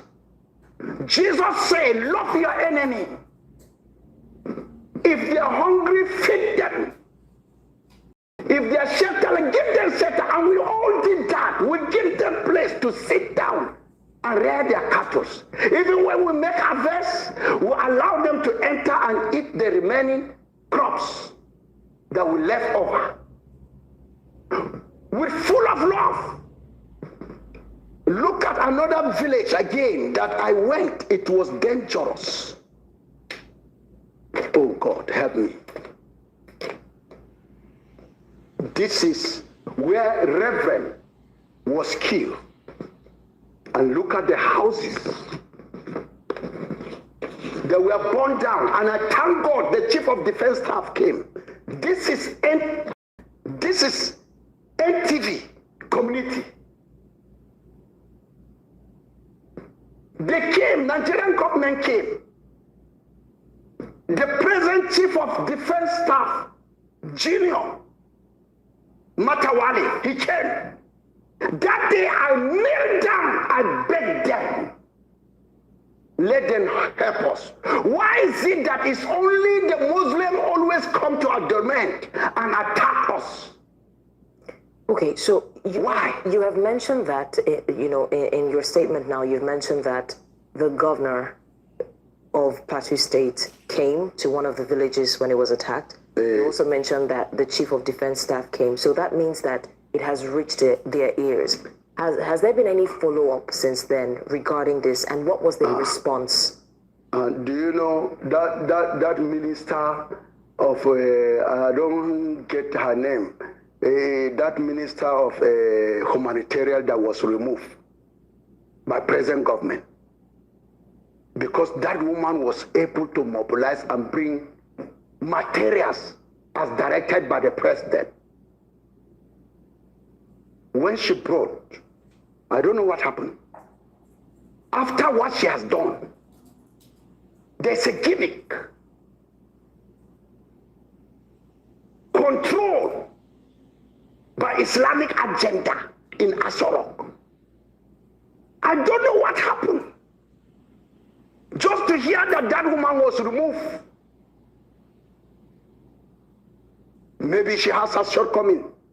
But I know her shortcoming cannot be compared with Muslims that are working with Tinubu, destruction of this nation, but they are not removed. If you're referring to Dr. Betta Edu, is that it? Yeah, that woman, I didn't get her name. That woman really helped. So I look at it, they say, Kai, this woman helped these people.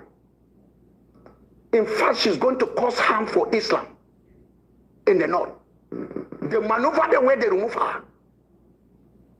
You see, any person in Jos, when Darie, my governor, Joshua Darie, hear very well, they have been killing us in mass from village to village. And do you know what happened? When he saw in one of the village that this machinery that were hired, many of them, our youth killed them in our territory. So the former general secretary of Miyeti Allah, Saleh Bayare, he packed the corpse to the government house. I imagine that day, the governor, Darie, say, you people have been killing Christians. I didn't say anything. Because my hand, now you brought the corpse, what do you want me to do? The Christians have never packed their corpse to bring to me. It's an offense to Islamic war. Since from that day, they started attacking this man. Because they want him to use all machineries to kill the Muslims. But he refused. Okay, very quickly, I want us to go back to the removal of the Minister of Humanitarian Affairs you mentioned. Yes. Did she at any point offer support outrightly to the community? No, yes, she did. She brought trailer of rice. She brought mattresses. She sent representative to Broad. So are you now saying that you think her removal was attributed to that? Let me tell you, at the shadow, but they know best. But one thing that I know, with what she has done for us, these people, when they kill us, they don't want the governor to come in. You see, when the governor stood, they forced their way to Obasanjo, and he declared state of emergency. Daria was removed. And I thank God that day, after 6 months, they still stood with reinforcement that Daria should never come back. God chose me single-handedly at TCN, and I spoke. My brothers, after they have deliberated who is who in Plateau, they said Daria should never come back.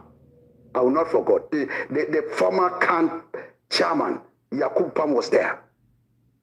So I raised my voice. I said, where is your brother? Don't you see Islamic agenda is a war on Plateau because it's a Christian state? Why should we reject our brother? Why should we become Cain to kill our brother? This thing is moving down to the south.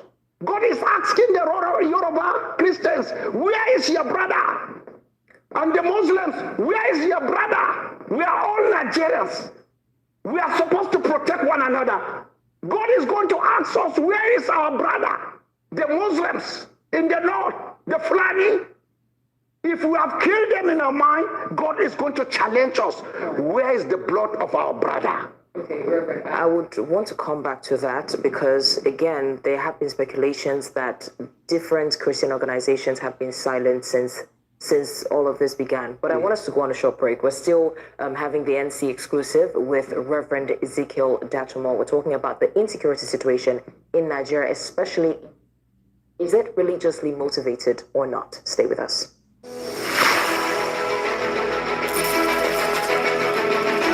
The emotions are high, people are angry, people are in tears.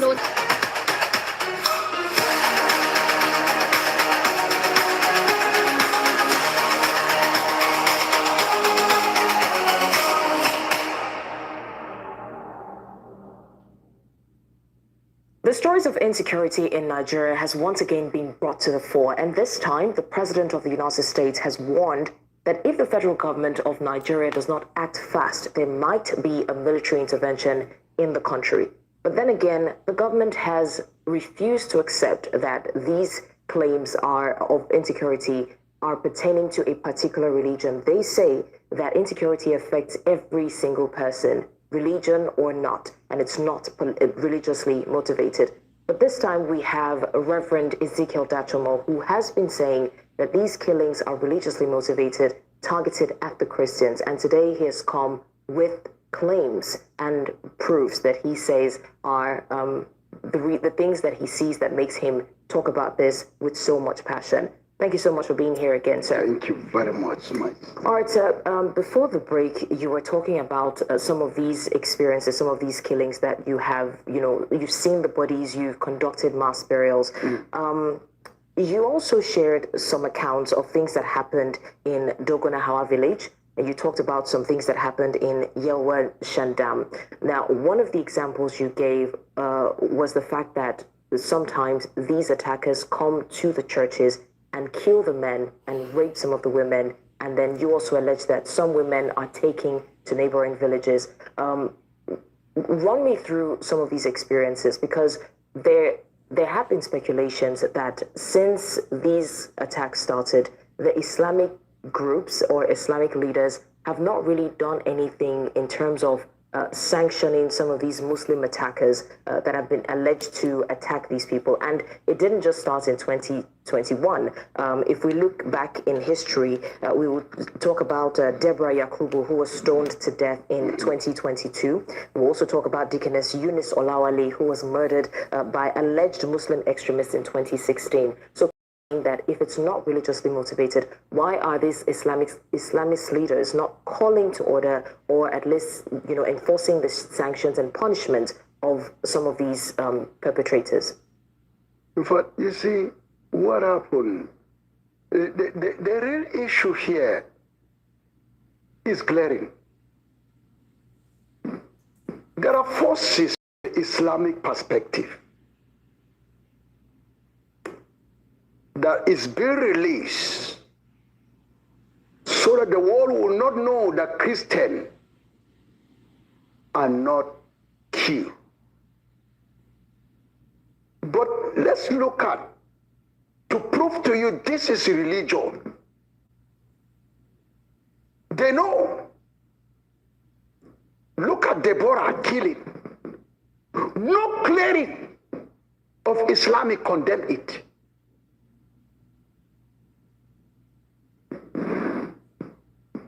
The mission of Leah is to show the world that they are in control of Christians. Nobody can do anything. The issue of Muslim ticket, that's a complete genocide to the Christian in Nigeria. And it's all plans towards Islamic people to take over Nigeria.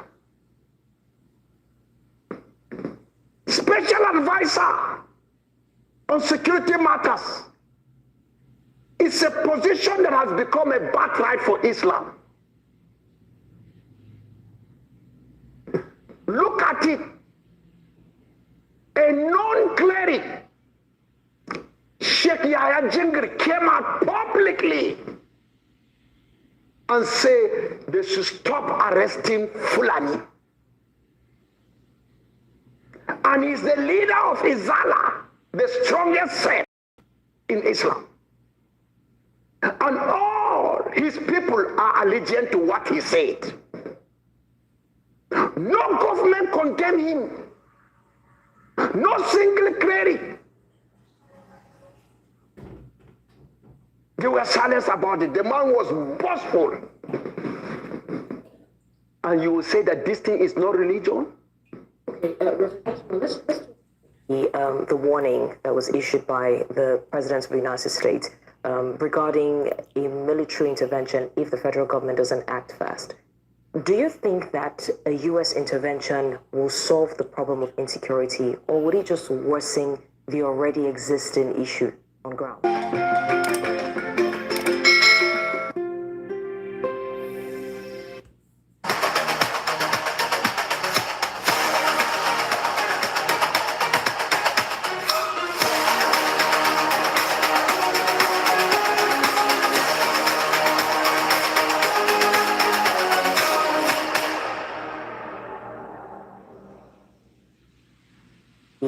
The warning that was issued by the President of the United States regarding a military intervention if the federal government doesn't act fast.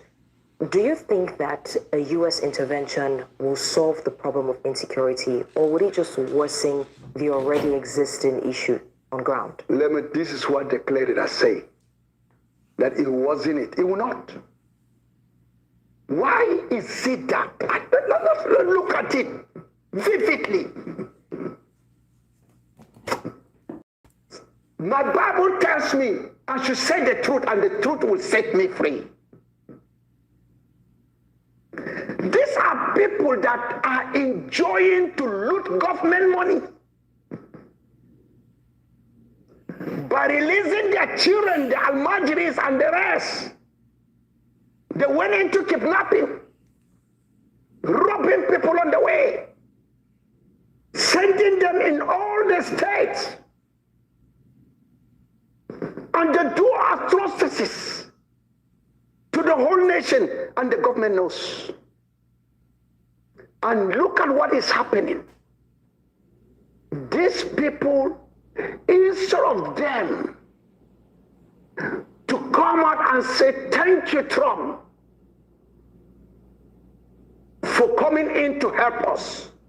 Why? The repentant Boko Haram have been exhausted into Nigerian army and air force, police. Okay, we're going to come to that because that's also another very sensitive issue. And let me tell you, they know, I want to finish, they know definitely nothing they can do before our Nigerian army will arrive at a place where terrorist camp is. The repentant Boko Haram has passed a signal to them that we are coming. When they come to that camp, they will discover it's empty. They have already relocated to another forest. And here is it. When God promised coming, they are wrecking, say they don't like it because they enjoy the game. But let me tell you something with the question that you asked me. I'm over 100% to 500% accepting the intervention of Trump because Nigerian government hands are tight. They know. And that is why there's a strong influence into this government to deny that there's no genocide on Christians. But what do you think Trump will do differently if he were to intervene? Do you think he will be able to find the perpetrators quicker, or what? Trump will not find it easy because some senators are sponsors to win election. They use the insurgent to block vote for them, to guide the vote for them, and influence it to come out with a fake, deceitful result. And the next thing, some governors, there's many things that I have secret, I will not say it here. How emirs, very soon, just recently, the whole northern emirs, they meet in the northern part of one of the states. And I know how they condemn the issue because some of them have been hypnotized, they are in chain. Because if they open their mouth and speak, you see assassination on them. The governors also, some of the governors are sponsored. So you're alleging that some of these attackers are being sponsored by people in power? Some of them that are in power, not all. There are those that are good. Even in the Fulani terrorists, the good Fulani doesn't want this thing to happen. Good Muslims doesn't want this thing to happen. Like coming to the fate of Muslim in the southwest and southeast, south. It's a good fate. But the character of Muslim that is in the north is terrible. So are you able and would you be willing to share proof of some of these persons in power that are sponsoring these attackers? Let me tell you, I have it within me, but I will not say it. I've already taken an oath. I will say this one. Let them take me. I've chosen death. Let them take me. Who will come? The person that will surely sue me to court. That is when I'll come out. Because nobody that is not a sponsor of terrorists will respond. It's only the governors, the senators that have their deep hand that will sue me to court. Until when we read there, I know what God will give me to tell them. Let's talk about the death threats that you allege you're receiving. Yes. So you said that you have even been given a 7-day warning. Yeah, the 7 day, they are busy fasting. So who are the people you suspect are behind these threats? And What steps have been taken to guarantee your safety? The people that have a hand in the terrorists, they will go to any land because they know if Trump came in, their business of the day will fail. So you're saying that those who are sponsoring the terrorists are also behind the threats? They are behind the threat. Even the Boko Haram, they are meeting, I'm aware of it. They have put money on my head. If anybody killed me, he has a price. And 7 days has passed. I have my 7 days too. Prayer and fasting in the Lord Jesus Christ. The battle has been drawn. I will fight better if I'm in the grave. My blood will speak. That's why I spoke to my family. My wife is here. Nobody should give CC if they kidnap me. It is the way for me to go to heaven. And by the time I arrive heaven, oh no, whatever I ask God to do for me for the sake of my people, in Christians in Nigeria, nothing will stop God from doing it. Because it's right in the Bible.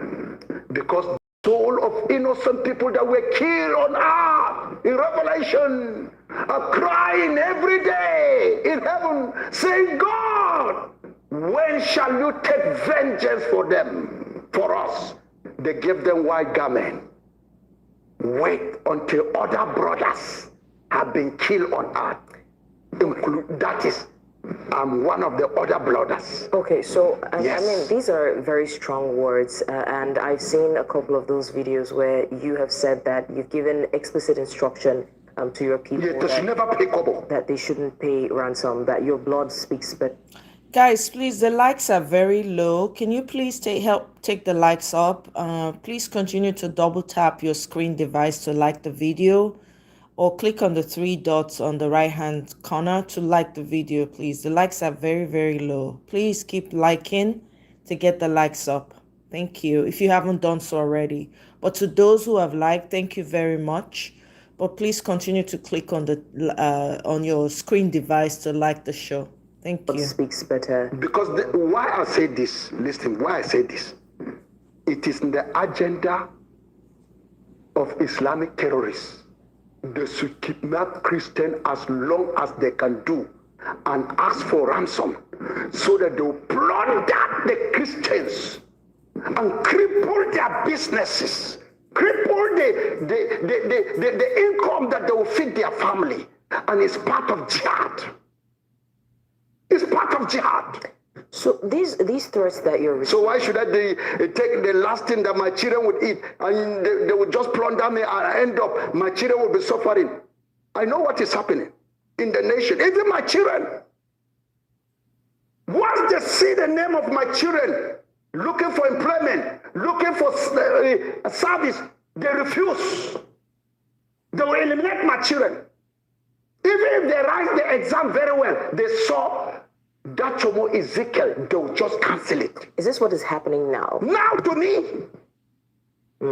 And you think it's linked to... It's linked to what is happening.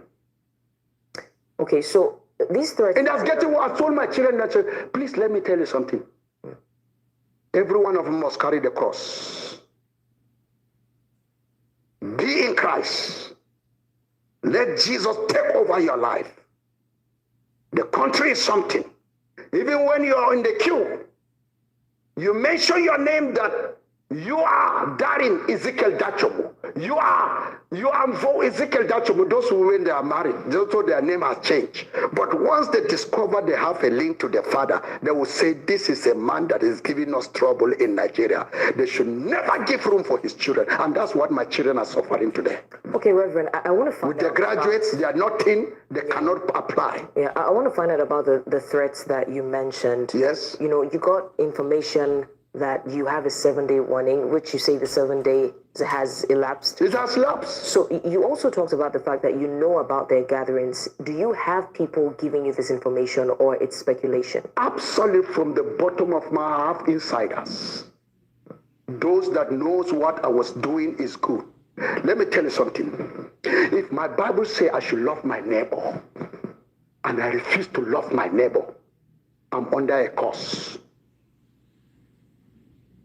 And this is what I love the Fulani, including the terrorists. I love Muslim, and I will do anything. God has helped me. I've given form to Makkah. To the Fulani, they have gone to Makkah. There's one man that has gone to Makkah. During crisis in Bukuru, my house is among terrorists, among the Muslims, not terrorists. Let me tell you something. But it later becomes terrorists after the crisis. All Muslims, there was burning of fire, almost many houses in Bukuru, just Plateau State. All the Muslims, they cannot escape. Like that imam that was able to save almost 300 Christians. But over 100 people in Gar were slaughtered. My grandmother that I told you, she was killed. My uncle was killed. My best friend was killed. After a month, crisis emerged in Bukuru. And they all rushed into my house. The Muslim.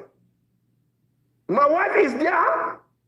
Some of them, they were there. Even up to date, they are showing appreciation. And let me tell you, they came to my house. We fed them. And they need water to do salah. We provide the water for them. We did everything. I have to order my treasurer and the church secretary the last week offering and tithe. I said, bring the money. They brought the money. We asked for security because every place there was locked down. We moved to Kaduna State and went and load food stuff because all my food stuff in my house is finished. Okay. So I brought the food to them and we cooked for them. Then after they relaxed the coffee, we invited security men. Let me tell you, there was a Fulani man when he came. We invited, they came and took them away. Okay, Reverend, for want of time, I want us to talk about the fact that it seems there have been speculations that Christian organizations and Christian leaders are conveniently avoiding these conversations, and it now looks as though you're acting on your own. So why do you think the silence exists? Although recently we've seen some Christian organizations converge, to address the issue, but people are saying that they're not talking about it enough as passionately as you are. Why do you think it feels like you're working on your own? No, you see one thing. Jesus said in Matthew chapter 5, he said, you are the light of the world, and you are the salt. What is the work of the salt? If the good is to give good taste. Chapter 5, verse 11 to 13. We are the soul of the earth. We are to make the country grow. Every Christian must make the country grow. We are the preservers so that the nation will not decay. If you put salt on meat, it will not decay. It preserves the meat. We are the preservers of peace in Nigeria. So why are the other Christians silent then? I'm coming. They are silent because they have lost their taste. And Jesus said, when the sword lost his taste, he'll be silent. He will never preserve Nigeria with the truth because he doesn't have the truth. He will never give good taste. A soul arriving in the soup, it has to dissolve and touch every part. That's why Christians must have a say in politics. We are the salt. We have to go into the world of the politics, but they are silent. Jesus said, a soul that lost his silence will be thrown away. It becomes useless. They'll be marching on it. Islamic people are marching. They are marching, definitely marching on Christians that have lost their saltiness. They are light, but they are under the table. They are not on the top of table. Even Islam doesn't see light in them. They don't see light. Then here comes the Holy Spirit. Take over my body. You must cry out for my people. And God heard the cry. Trump responded as God responded to children of Israel in Egypt while they are slaves. Okay, so Reverend, are you saying now that all these Christian associations are not backing you up, either in secret or in the open? Are you saying that you're actually on your own? I'm saying that I may not say they are not backing me, because there are those that were regretting they are regretting what some of them have said on the social media. So which of them are regretting right now? Has anyone reached out to you from? Like I asked the chairman Khan, Northern State. I see the press release. I know what he said, because they were in Kaduna. Kaduna people, they have buried more than how many thousands? Only when we go to heaven you will know. The southern Kaduna are bleeding. What shocked me more is the issue of that village that they burned people over 200, where that village, the bishop came in Benue. The president of Nigeria arrived Benue, but he was not able to go to the scene of Yelwata. He stayed. He has the calling helicopter. He has many, even if the road is bound, he can fly over Yelwata and see corpses. But he didn't go. Abba, what have we done? Politically, we are under genocide. We don't have a say in Nigeria anymore. And all the appointed Christians in this government, they are those that have lost their saltiness. They are marching on them. And this is what is happening, my sister. My fellow brothers in the nation, Christians are in pain. Right, we must do the work of Saul. Preserve the Christian in the north are dying almost every day. Like today, they are burying 2 people in Rachi. I'm supposed to be there, but I'm here in Lagos. Should I give you the story of raping? I was there in the hospital. If you go to my social media, if you go to Facebook, you will see me live and direct. The Fulani terrorists came into the hospital and seized 2 Christian girls, took them to the bush, raped them, lied themselves. The woman came in the hospital. I was there. I lay my hands on them and pray for them in tears. And other Muslims are on admission, but I didn't touch them. All right, Reverend, you have made a couple of videos, and I want to also find out again, in recent time, has anyone from the government, local, state, or even federal, reached out to you or carried out investigations based on your report? And what do you think that the government should be doing right now that they're not doing? No, the government, they must come out of their bias hat and come out publicly. But have they reached out to you? They have not reached out. Investigations whatsoever? They have not reached out because they have seen the fact. Look at the recent killing. Look at this child was killed. And you are saying it's not a genocide. Innocent child. Look at this man in the bush. Look at him. Recently, I told them to take it. Look at another man was butchered. And these are all Christians? This is the grave. They are all Christians. I will bring that my church. Look at how corpses they are. Oh no. I don't want to talk much about this. And look at it. Look at our crops. They went to the bush and cut down our crops, there is no harvest for us. They put their cows inside. Look at the corpses of people that they have killed recently. I was there to perform the burial.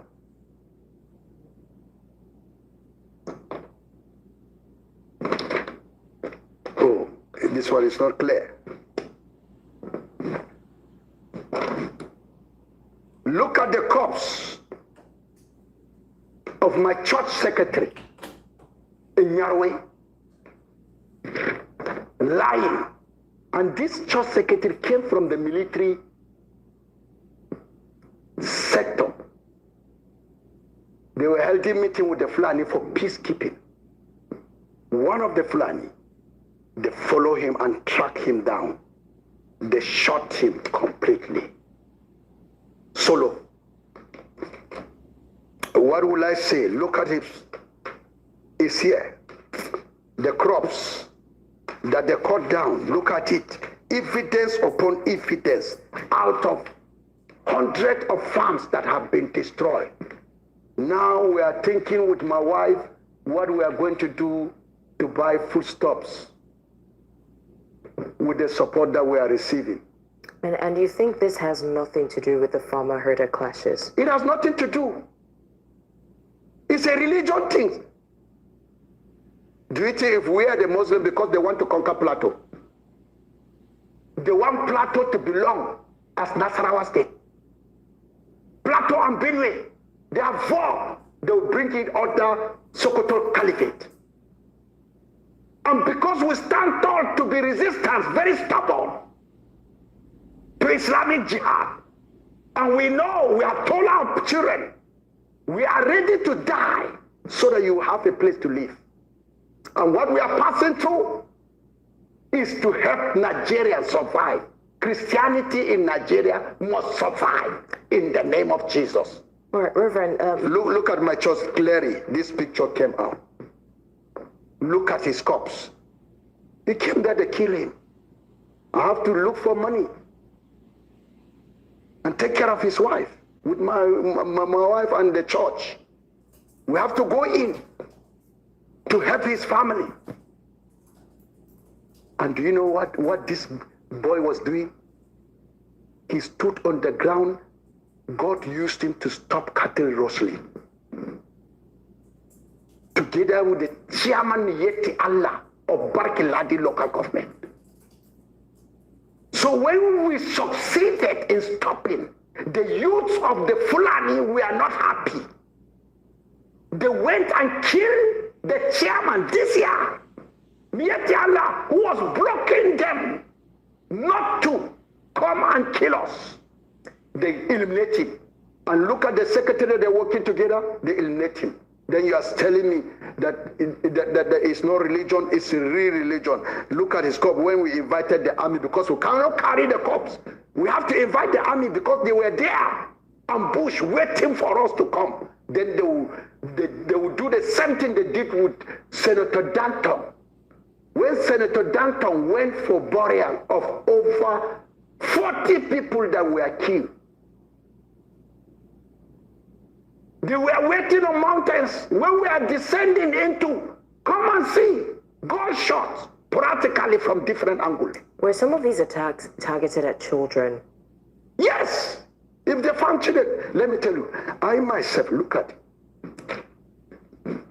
You see these are corpses in the grave. There are children inside. I will not forget about one woman. The up till date is still fresh in my memory. When we came for burial, the Fulani came. She cannot run because she was pregnant. They struck her and put their swords into her stomach and come and see the Festus flying out with her intestines. We have to gather. I was there performing the burial. All right, Reverend, for want of time, you did mention that you were receiving support, and we know that thousands of families have been displaced because of these attacks in Plateau State, neighboring villages. Where are these supports mostly coming from? In fact, this support, let me tell you the truth, is from poor people. Where is my answer? I gave them church account. So many of them decided to say they will not put their money, they want to support the work that I'm doing. They forced me to bring my account. And colleagues, some of them say, give the account. Then I release the account. Do you know in that donation, you'll find 100 naira donation? Statement, I can release it. 100 naira, 200, 500, 1,000. The highest is somebody and his family, they release 500,000. And today I'm going to take care out of that money, the belief that I borrowed. I would see what God with my wife and the widows. On Thursday, I will be meeting with all the widows that their husbands have been killed. I'll pass circular all over. So with what we have, we'll sit down with the committee of the church, the rural church council, and we'll come up with what they have sent in my account. I say I will release it with my wife, who say let us support. And we thank God, the Yoruba people, come and see, Yoruba from the south, they are donating. I shed tears. And even some top politicians, nobody. I didn't see a lot of anybody. Okay. Or anybody from outside the country. All right, Reverend, for want of time. But some people from outside the country are supporting me, 200,000, 100,000. Some will send $200, they convert it into the account, then I will see it in Naira. That's the ordinary, like, citizens. Ordinary citizens, let me tell you. All right, Reverend, I also want to find out, because of our time, you mentioned before this interview that there was a council meeting, a church council meeting, and a resolution was made. Would you like to share what the decision was? I was overwhelmed with joy. This is what we have been waiting for. But I went ahead of the church. I told my youth all over, rise up, the youth in Plateau, rise up and defend yourself to death according to Constitution. Because every time they will kill you, you will see a big young youth running together with his mother and his father into the bush. And they will allow these terrorists to take over the village and do anything. But with our resolution that we took of the Church of Christ in nation, I love it. Every youth of Church of Christ in nation, in one of our community, rise up and defend yourself to death with whatever God has laid in your hand.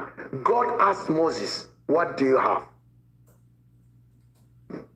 I will use it to save the nation. Okay, Reverend, so the final question now is, what does a peaceful Plateau state look like? What does a peaceful Nigeria look like to you? And what gives you hope that that vision is achievable? Let me tell you what gives me hope is when people enter into the fear of God. Many Christians have rejected Jesus Christ. They don't have room for Jesus in their heart. Imagine what happened to Sodom and Gomorrah. The encounter between the angels and Abraham. Abraham asked them, if we find 50 people in Sodom and Gomorrah, will you spare them? They say yes. He went down to 20. He went down to 10. He said, yes, we'll spare it. But while we're suffering, many Christians have abandoned Jesus Christ. They don't want Jesus to control their heart. When God sees heaven and say, these are my people, Abba, the insurgent will receive favor. And they will begin to repent. When they see the kind of reflex of Christ in us, let me tell you, the insurgent, they have even started. They are now surrendering their life to Jesus. There are some that I say they should not come out from Islam. Since they have accepted Jesus, remain there. If they are bowing their head, let them call Jesus in their heart. If they are doing awala, washing their legs, they should say the power of Jesus. Let me tell you, I have many. They will call me and say, Pastor, yanzu mun zama Krista. Aduan da kai a television mun karba. What does that mean? It means you see Muslims calling me, who say, Pastor, we have now become Christian. And where are you? We are coming to be with you. I say, no, no, don't come. We have, based on your prayers, we have accepted Jesus through social media. Okay.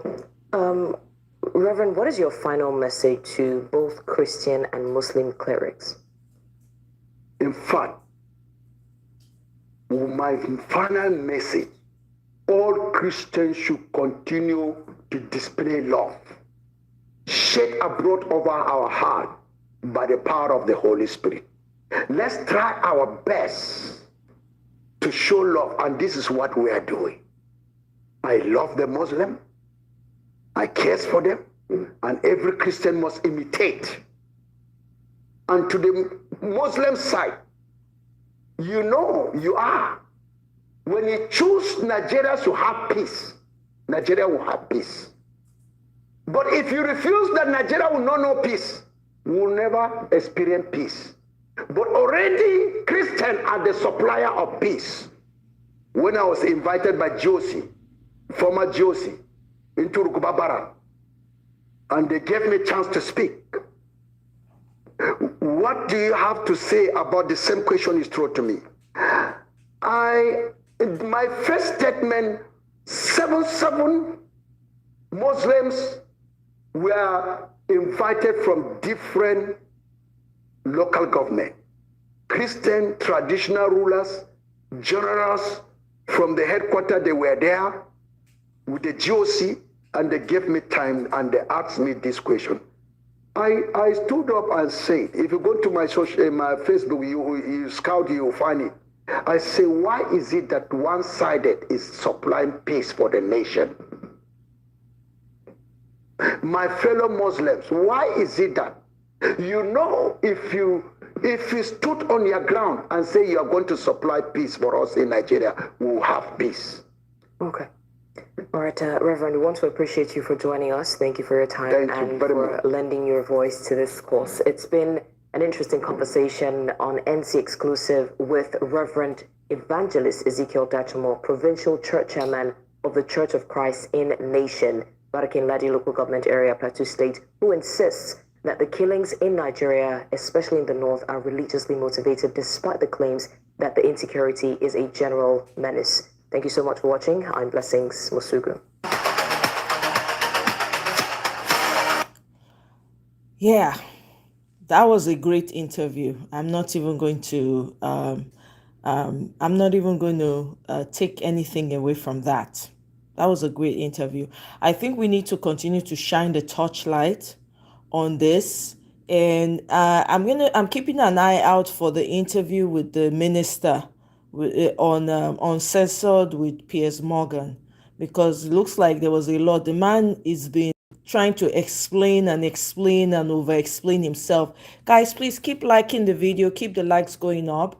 He's been trying to explain, no evidence. So it means that there was a lot said in that interview. Even Piers Morgan had to respond to him directly and say, hey, what's going on? Let me actually quickly go there so I can wrap this up for today.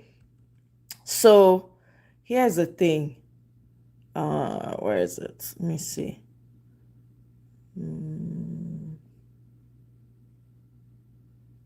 Okay, here it is, right?